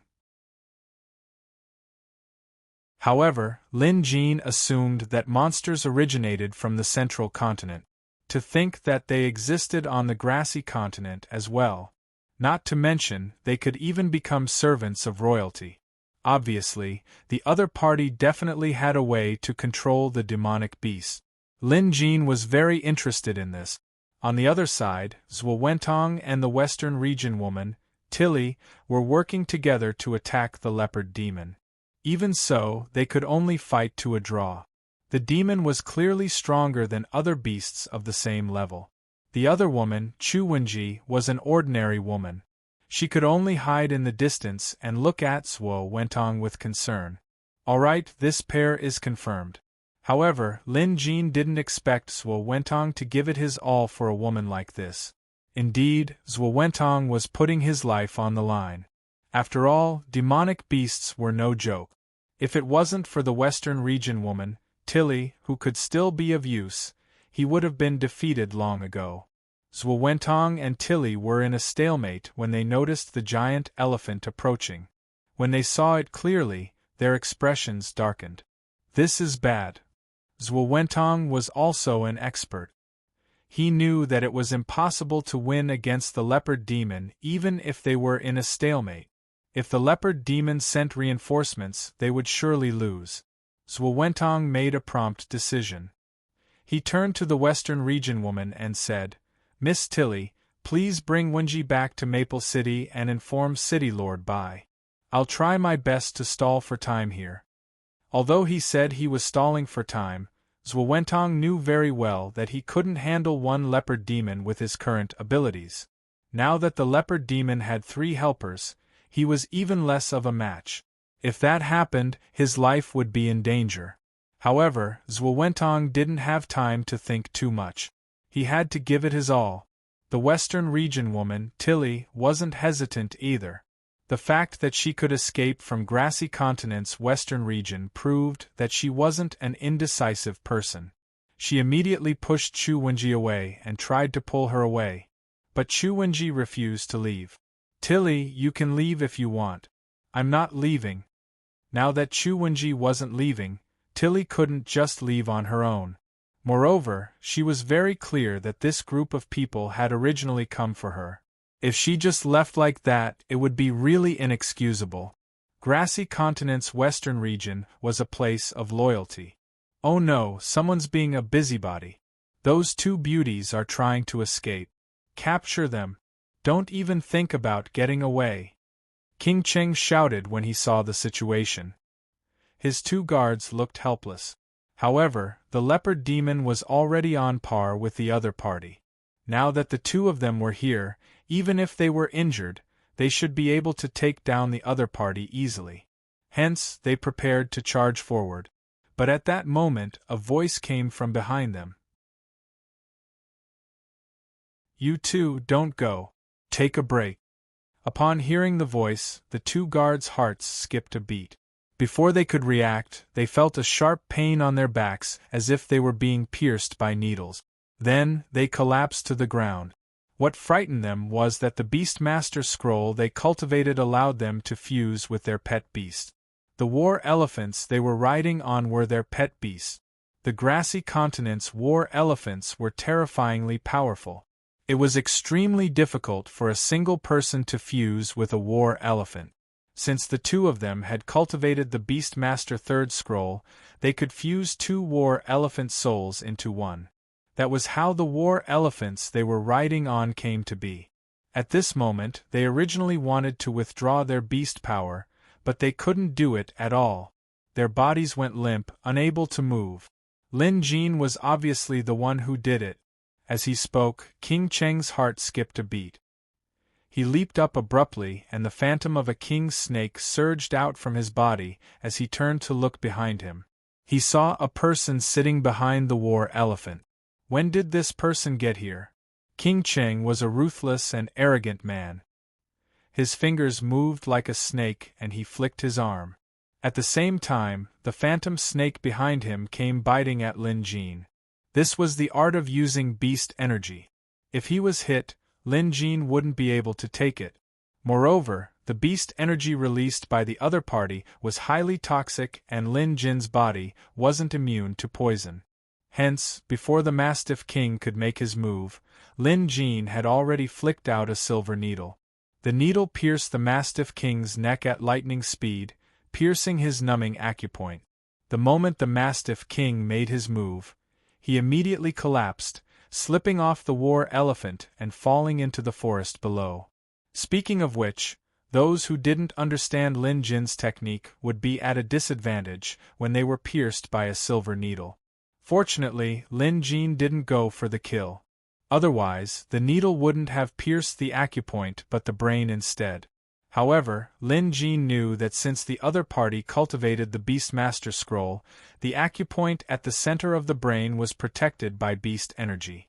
Even if Lin Jin wanted to pierce the needle, it would take some time.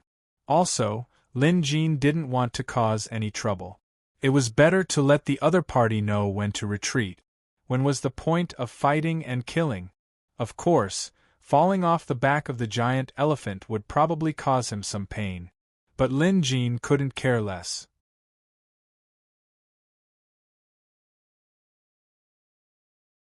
Chapter 308. Without its handler, the elephant instinctively fled into the distance. Lin Jin didn't stop it. There was no one in the surrounding 10 miles, so the elephant could do whatever it wanted. Leaping down from the elephant, Lin Jin looked incredibly confident. When Zhuo and the others saw this, Zhuo was overjoyed. Now that Lin Jin had chased after them, they wouldn't have to fight anymore. Especially when the 3 people on the elephant were defeated in the blink of an eye. They were either paralyzed or fell from the sky. It was as if they were crushing dry weeds.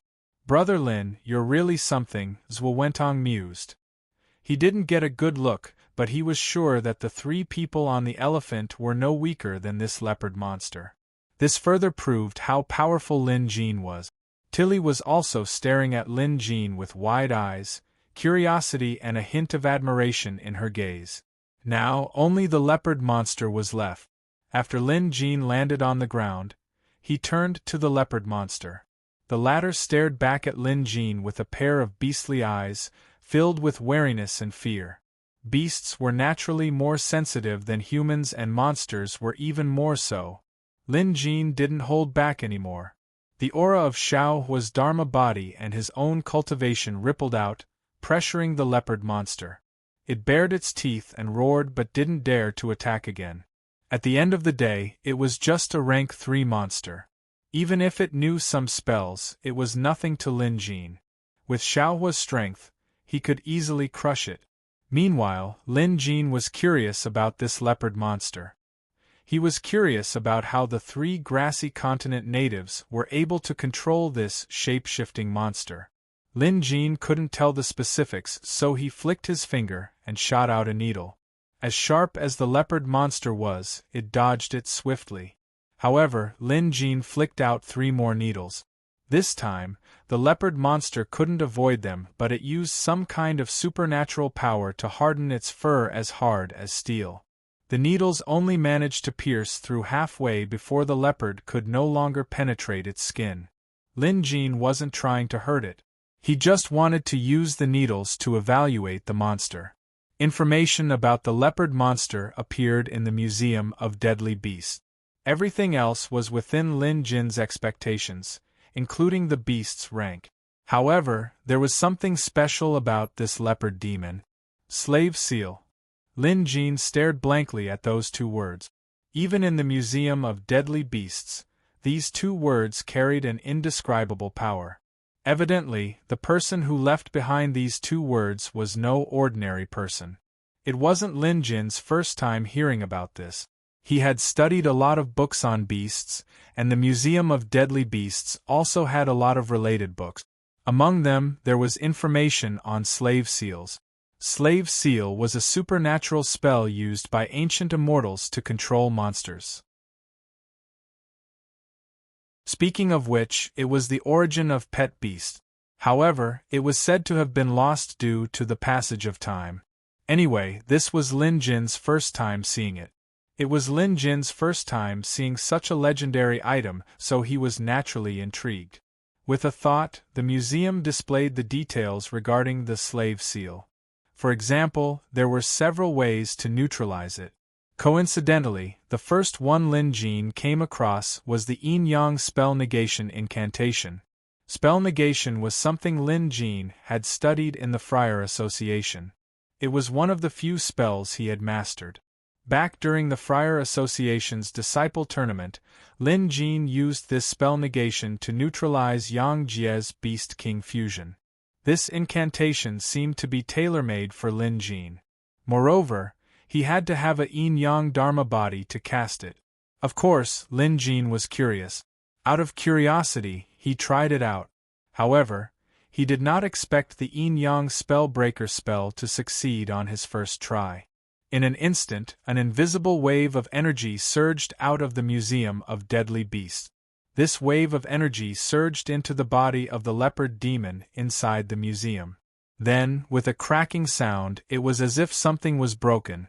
Looking at the leopard monster's information, the 2 words slave seal had shattered and dissipated. Stunned, Lin Jin quickly used his psyche to look outside. Rays of light were emitting from the leopard monster's body, as if a shackle had been removed. Something seemed to be pulled out from the leopard monster's head before shattering and vanishing. The leopard monster's eyes glowed with excitement. The ferocity and murderous intent he had before was nowhere to be seen. Then, the leopard monster took a few steps forward and knelt before Lin Jin. "Thank you, immortal master, for breaking my slave seal. I am eternally grateful. Please accept my kowtow. Having said that, he kowtowed 3 times. Truth be told, Lin Jin was dumbfounded. He had never planned on breaking the leopard monster's seal. This was all a misunderstanding. He was only trying out the yin-yang spell negation, and it turned out to be a coincidence. But what was done. Now, it seemed like the leopard monster was being controlled by these grassy continent natives because of the slave seal. Now that the seal was broken, it seemed like they wouldn't be enemies anymore. This could be considered a good thing, accumulating merit. Lin Jin knew the reason, so despite his surprise, he remained calm and composed. However, Zhuo Wentong and the others were different. They were all dumbfounded. This scene was truly shocking. Zhuo Wentong and Tilly knew better than anyone how terrifying and capable the leopard monster was. Yet, at the sight of Lin Jin, such a terrifying monster had knelt before Lin Jin before he could even make a move. Something had clearly happened to the leopard monster earlier. The strange marks and shadows that appeared on its body were obviously some kind of advanced spell. In short, neither Zhuo Wentong nor Tilly understood the specifics. But what they did know was that Lin Jin must have some kind of amazing skill. Somehow, he had helped the leopard monster, and that was why it had knelt before him in gratitude. From this alone, it could be seen that Lin Jin's supernatural powers were quite impressive. Zhuo Wentong and Tilly didn't dare to say anything.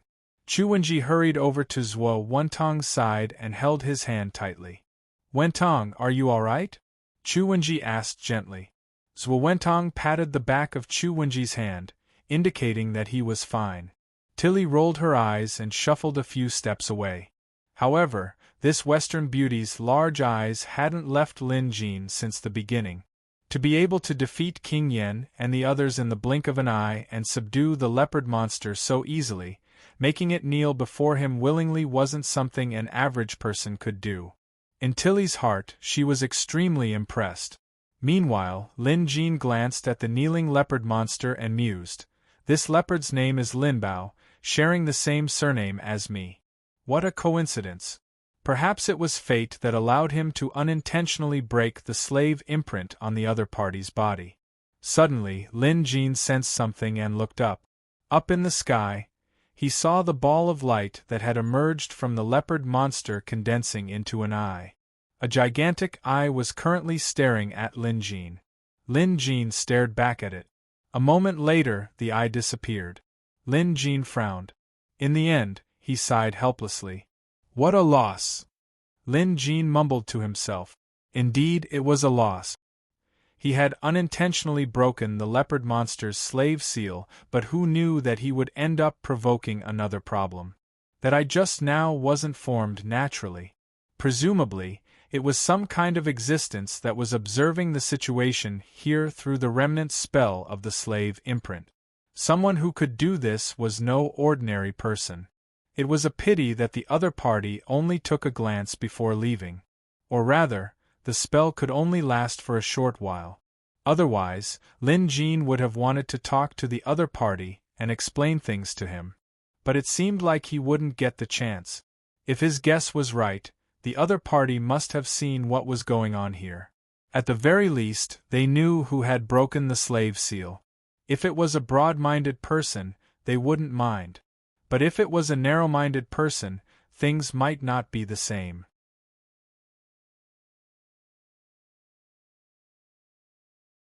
Chapter 309.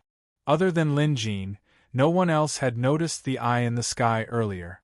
Lin Jin had no intention of telling anyone about it either. So what if he did? Although these eyes were mysterious, Lin Jin could more or less guess what they were. This leopard demon was under the control of the 3 grassy continent natives, so the person who placed the slave seal on it might have something to do with these natives. Looking at the leopard again, Lin Jin pondered for a moment before asking about its background. The leopard now regarded Lin Jin as an immortal master and respected him immensely. Since Lin Jin had broken its slave seal, it owed him a new lease of life, so the leopard answered everything Lin Jin asked. Lin Jin learned about the leopard's background, including the 3 grassy continent natives.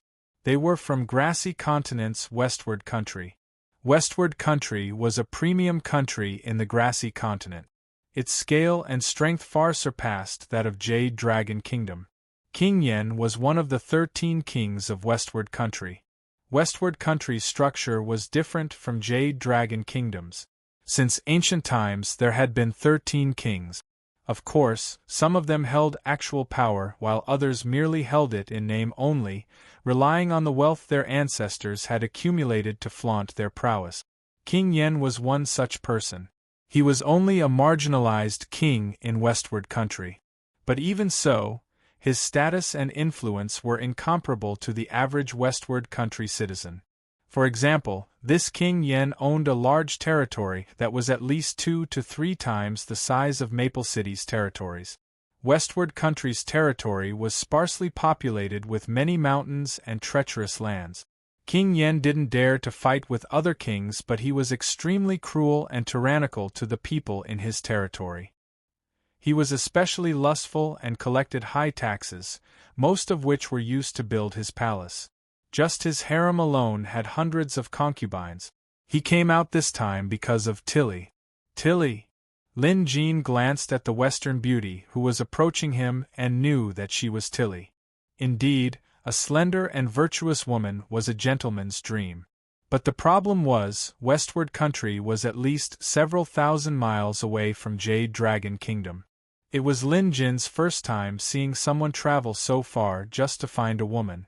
Women in the western region were wild, just like Tilly. She did not like to be included in Prince Cheng's harem as a plaything. She actually escaped all the way. Fortunately, she was quite capable. Otherwise, she would have been caught before she could even get out of the western region. "Hello, mister." Tilly bowed with the central continent's etiquette, looking very gentle. Lin Jin nodded and continued questioning the leopard monster, Lin Bao. The forest leopard's name was given by itself. As for why it chose the surname Lin, it was because after it gained intelligence, it knew that it was born in the mountains. Therefore, it took Lin as its surname and leopard as its name. 60 years ago, Lin Bao met an expert in the western region and was subdued within 3 moves. Then, the expert planted a slave seal on him and gave him to Prince Cheng's father. In this way, Lin Bao had been a servant of Prince Cheng's mansion for 50 years. For the past 50 years, it had been completely used as a tool, and because of this, it had accumulated a lot of killing intent and anger. Of course, this was all aimed at Prince Cheng's family. Given Prince Cheng's tyrannical personality, he was extremely harsh on his servants, let alone a monster like Lin Bao. For the past 50 years, Lin Bao had been tormented by this father and son pair. Unfortunately, with the slave seal, Lin Bao couldn't resist. Now that the slave seal had been broken, while Lin Bao was elated, he also harbored thoughts of revenge. However, this was a monster that had cultivated for more than 100 years, so it was still cautious. Even if it wanted to seek revenge, it couldn't do it in front of this immortal. "Don't call me immortal either. I'm not an immortal." Lin Jin glanced at Lin Bao. The creature's gratitude was sincere as it was still kneeling. Lin Jin immediately said, "Stop kneeling. Get up." Only then did Lin Bao dare to get up. "Then I'll call you Mr. too." After hearing Tilly call him that earlier, Lin Bao imitated her. Just then, a cursing voice came from the distant forest. It was Prince Cheng. The creature must have fainted from the fall, and the first thing it did when it woke up was to curse. As the saying went, a leopard's nature was hard to change. Upon hearing this voice, Lin Bao's eyes reddened. Lin Jin also learned from Lin Bao how Prince Cheng had treated him. He was treated inhumanely. As the saying went, where there's a cause, there's an effect. Even if Lin Bao wanted to kill Prince Cheng right now, Lin Jin wouldn't stop him. He could only say that Prince Cheng brought this upon himself. Right now, Lin Bao was restraining himself. But to everyone's surprise, Tilly immediately flew over upon hearing the voice. Lin Jin could tell that although Tilly was a woman, she was decisive in her actions. Prince Cheng was restrained by his needles, so he couldn't unleash his full strength. Before he could even react, Tilly had beheaded him with a scimitar in her hand. That scimitar was of excellent quality, and it didn't stain the creature's blood. Tilly's movements were nimble as well. There was the shadow of a ferocious beast around her that looked like a spirit magpie. It was no wonder why she was so agile. It seemed like Prince Cheng had done all sorts of evil, and there were many people who wanted him dead. After Prince Cheng fell to the ground, a mass of blood emitted from his body before coalescing into a giant king snake. This king snake was obviously Prince Cheng's pet beast. Due to the death of its owner, it broke out of its body uncontrollably. This king snake was quite capable. It opened its mouth and bit at Tilly with a putrid stench. It was so fast that even Tilly couldn't react in time. However, the king snake didn't succeed. Lin Jin had seen it when it manifested its blood aura, and he knew about the side effects of the Beastmaster scroll. Once the owner of the blood contract died or was gravely injured, the pet beast might break out of the owner's body. It would be fine if the owner was dead, but if the pet beast was only gravely injured and survived, death was certain. However, there were pet beasts who would protect their owners. Sometimes, fatal injuries could be miraculously healed. Now, it all depended on the pet beast. Lin Jin had even heard of some pet beasts' unique abilities. Even if their owner's brain was severed, it could be reattached for a short period of time. Of course, such pet beasts were rare, and once used, it was equivalent to exchanging one's life for another. Similarly, it all depended on the pet beast's willingness. This king snake definitely didn't like that king yen, or else it wouldn't have blown up its body. Lin Jin immediately used his beast deterrence, and even opened the visitation hall's door just in case. Only then did he manage to subdue the king snake. By now, Lin Jin was quite adept at using this method. His attacks never missed their mark. However, Zhuo Wentong and the others had never seen someone subduing a pet beast from afar. Their jaws dropped in shock. Zhuo Wentong could be considered to have seen the world. But today, he finally realized that he was truly a frog at the bottom of a well. This brother Lin was too amazing. With such remarkable abilities, it was no wonder that even the emperor would make a special promotion. Before this, Zhuo Wentong didn't understand Lin Jin's uniqueness. But today, he finally understood. Moreover, Lin Jin had saved his life. Although Zhuo Wentong was a scheming man, he knew how to repay kindness. He now truly saw Lin Jin as his own brother. Tilly knew that she had been too impulsive earlier, and she also knew that she had just escaped death. She quickly ran back to Lin Jin with a pale face. "Thank you, sir. You've saved my life again." This time, Tilly bowed deeply at Lin Jin. Unlike before, she was bowing with deep reverence. Subduing a rank 3 Western king snake from afar was something she had never heard of before, much less seen.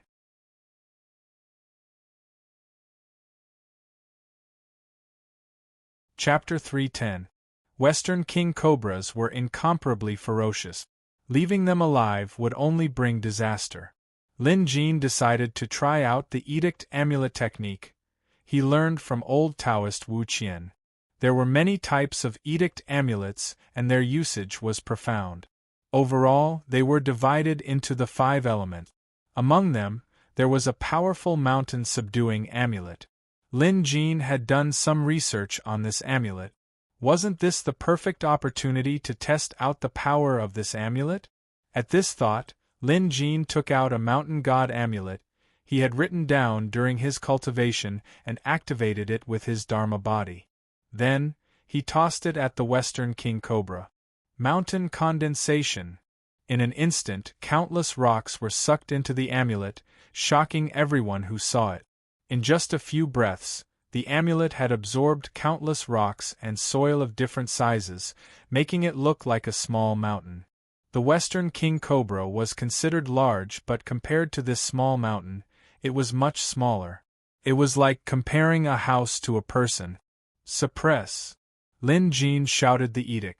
Since he had Xiao Hua's Dharma body, his words were the law. A stream of light surged from the condensed mountain before it came crashing down. In the blink of an eye, the Western King Cobra was pinned beneath it. Had it been a regular beast, it would have been crushed to death. Even if it didn't die, it would be suppressed by the powerful mana. It might even die of old age without being able to escape. This Edict Mountain God mantra was so powerful that it was unprecedented. Even if old Taoist Wu Qian was here, he would be shocked. Even his master didn't have this much power when casting it. Perhaps only someone at the same level as his progenitor could do it. Lin Jin was only able to do this because he had a Dharma body to cast the edict. Otherwise, he wouldn't even be able to exert 20% of his current power. Even Lin Jin was startled by this move. This is more like the 5 elements mountain that Buddha used to suppress Sun Wukong.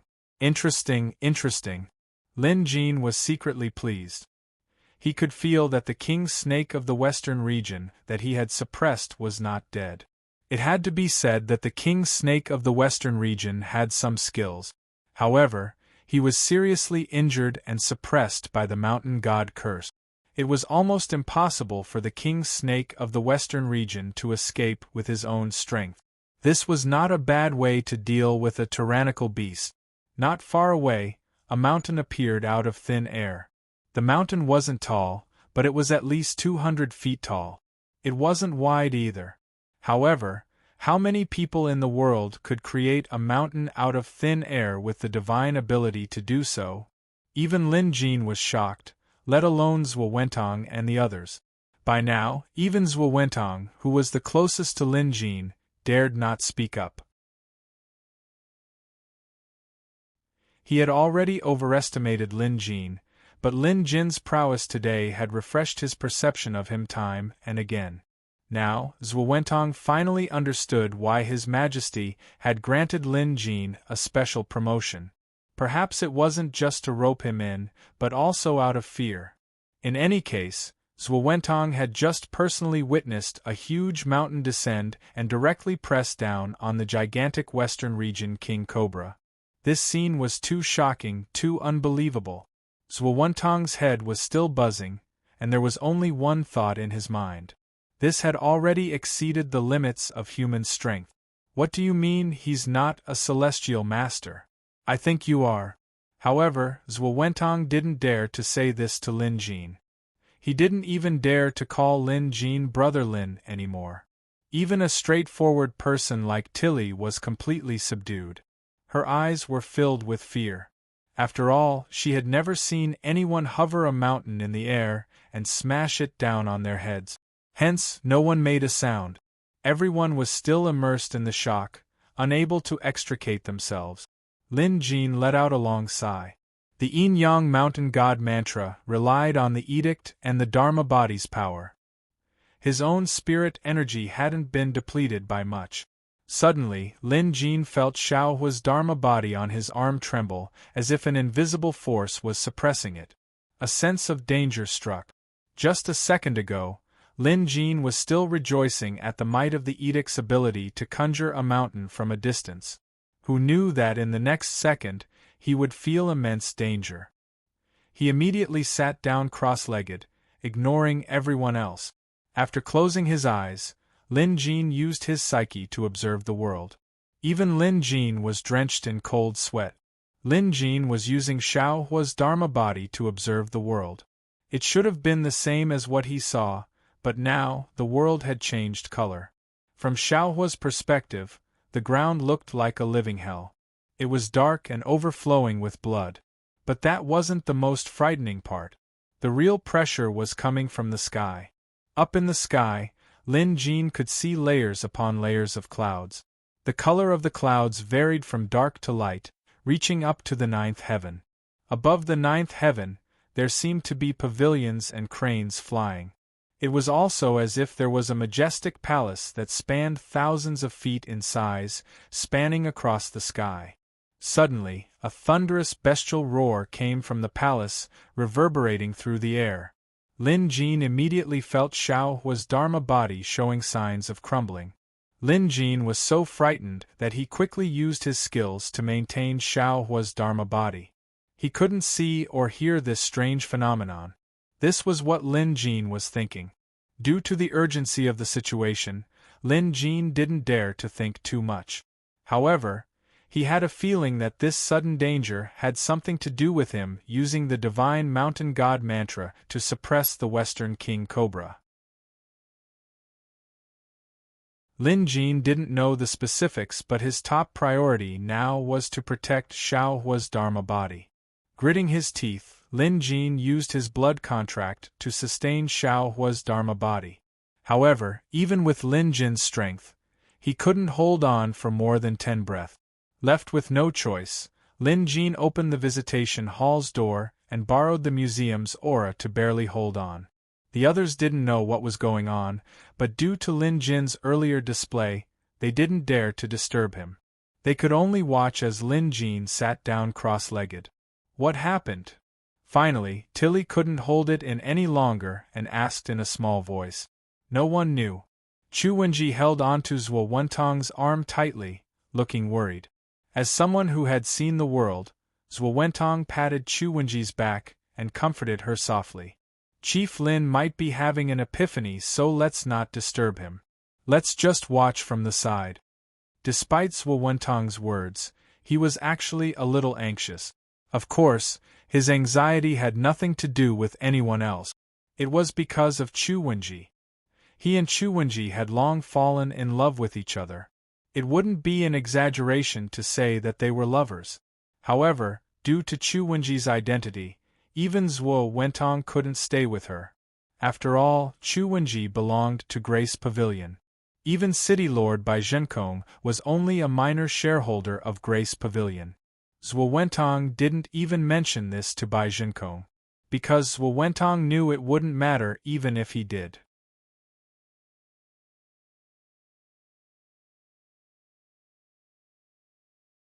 Chapter 3:11. Zhuo Wentong knew that although Bai Zhenkong valued him as the City Lord Manor's steward, the man would never offend Grace Pavilion for Zhuo Wentong's sake. Moreover, if he did, he would be at a disadvantage. Zhuo Wentong was an experienced man, so he wasn't that foolish. But today, while it seemed like a crisis, there was an opportunity hidden amidst the crisis. And that was the brilliant plan he had just come up with. Beat them at their own game. Using the abduction of Tilly and Chu Wenji, he could free Chu Wenji from Grace Pavilion's control. Once this idea popped up, he couldn't suppress it. To Zhuo Wentong, this was a once-in-a-lifetime opportunity. He knew that if he missed this chance, he might never get another one. This time, the enemy had a name. With Grace Pavilion's methods, it wouldn't be a problem for them to track down King Yen of Grassy Continent's westward country. If King Yen was the one who abducted Tilly and Chu Wenji, Grace Pavilion would definitely be enraged. But more likely, they would try to keep the peace. After all, westward country was a premium country to begin with. Even if King Cheng was the weakest among the 13 kings of westward country, he was still a king among nations. The people behind Grace Pavilion might be able to do whatever they wanted within the Jade Dragon Kingdom, but when it came to external affairs, they would most likely cower in fear. This was an opportunity. As long as he could convince others that Tilly and Chu Wenji were abducted by King Yen, no one would pursue the matter. When that happened, he could secretly arrange a place for Chu Wenji to stay.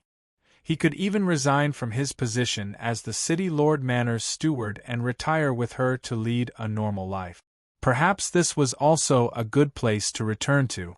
Zhuo Wentong didn't lack money. All these years, the wealth he had accumulated was enough for him and Chu Wenji to live the rest of their lives in comfort. Initially, he wanted to discuss this with Lin Jin and ask for his help. But now, the latter was sitting cross-legged with his eyes closed and a solemn expression on his face. Strangely, there was an indescribable aura around him. Zhuo Wentong glanced at him and immediately lost the courage to disturb him. On one side, Zhuo Wentong was anxious. On the other side, the leopard demon Linbao was also very anxious. At this time, it had already taken its revenge. The Mastiff King was dead and its slave seal was removed. Logically speaking, it planned to run away after expressing its gratitude. The forest leopard planned to find a place to hide and avoid the limelight. It was quite afraid of the higher being that had captured it. But now, before it could say anything, the grand immortal in front of it sat cross-legged in meditation. Just like Zwentong, the forest leopard didn't dare to disturb him. It wanted to leave, but didn't dare. At this moment, the atmosphere was a little strange. No one dared to speak. Then, they noticed something even more bizarre. Behind Lin Jin, half of it was a bone-chilling gust of wind, while the other half was surging with scorching heat. The two energies collided and fused, rising up to a height of 10 feet before slowly dissipating. The next instant, Lin Jin opened his eyes and stood up with a frown. Lin Jin had no idea what just happened.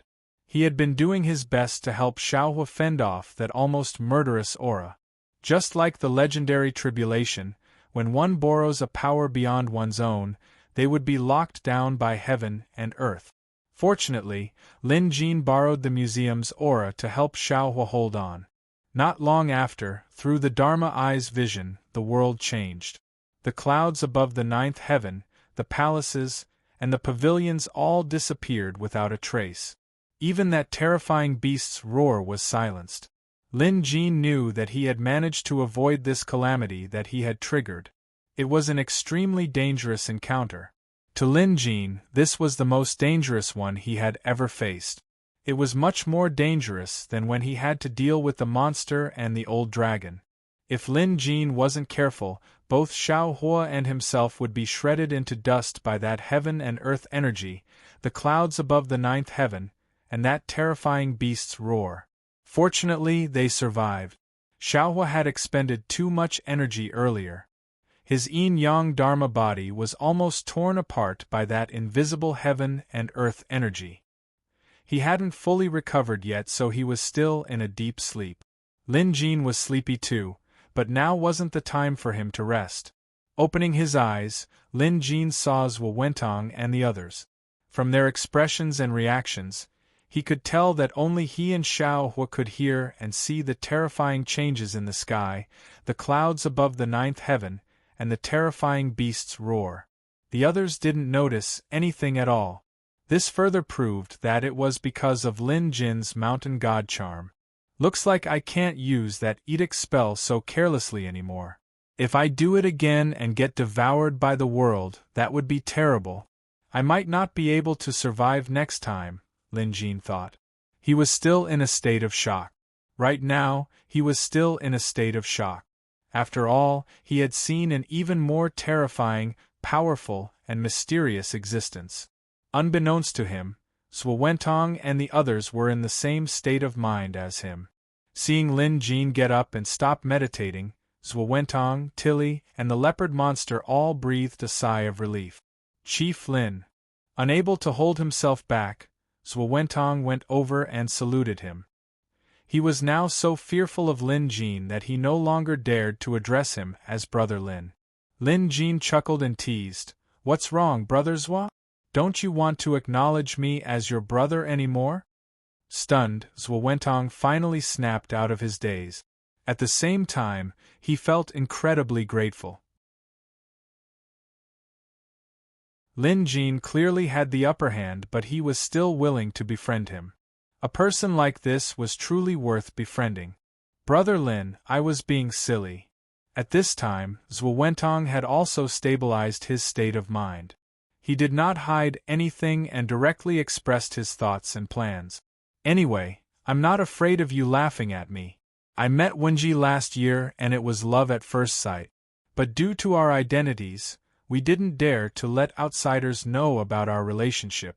Now that this is a once-in-a-lifetime opportunity, I'm not asking for anything else but for you to keep this a secret for me, Brother Lin." Zwentong bowed and said, "Everyone here, including the leopard monster, must keep this a secret. Otherwise, if Zwentong knew about it, he would suffer a terrible fate."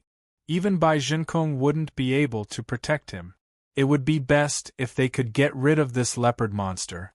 However, Zhuo Wentong didn't have the ability to do so, and Lin Jin wouldn't do it either. So, who could restrain this monster from speaking nonsense in the future? It could only be Lin Jin. Moreover, with Lin Jin's capabilities, even if Zhuo Wentong had any plans, he wouldn't dare to act on his own. Even if it was his own business, he had to discuss it with Lin Jin first. Lin Jin only found out about this later. It was probably when Lin Bao kidnapped the two girls that Zhuo Wentong gave chase without a second thought. The aura Lin Bao exuded back then was so terrifying that even Grace Pavilion's own fighters didn't dare to give chase. After all, a moment of carelessness could cost them their lives. There must be a reason why someone of Zhuo Wentong's status would risk his life to chase after Lin Bao. Now, Lin Jin knew the inside story.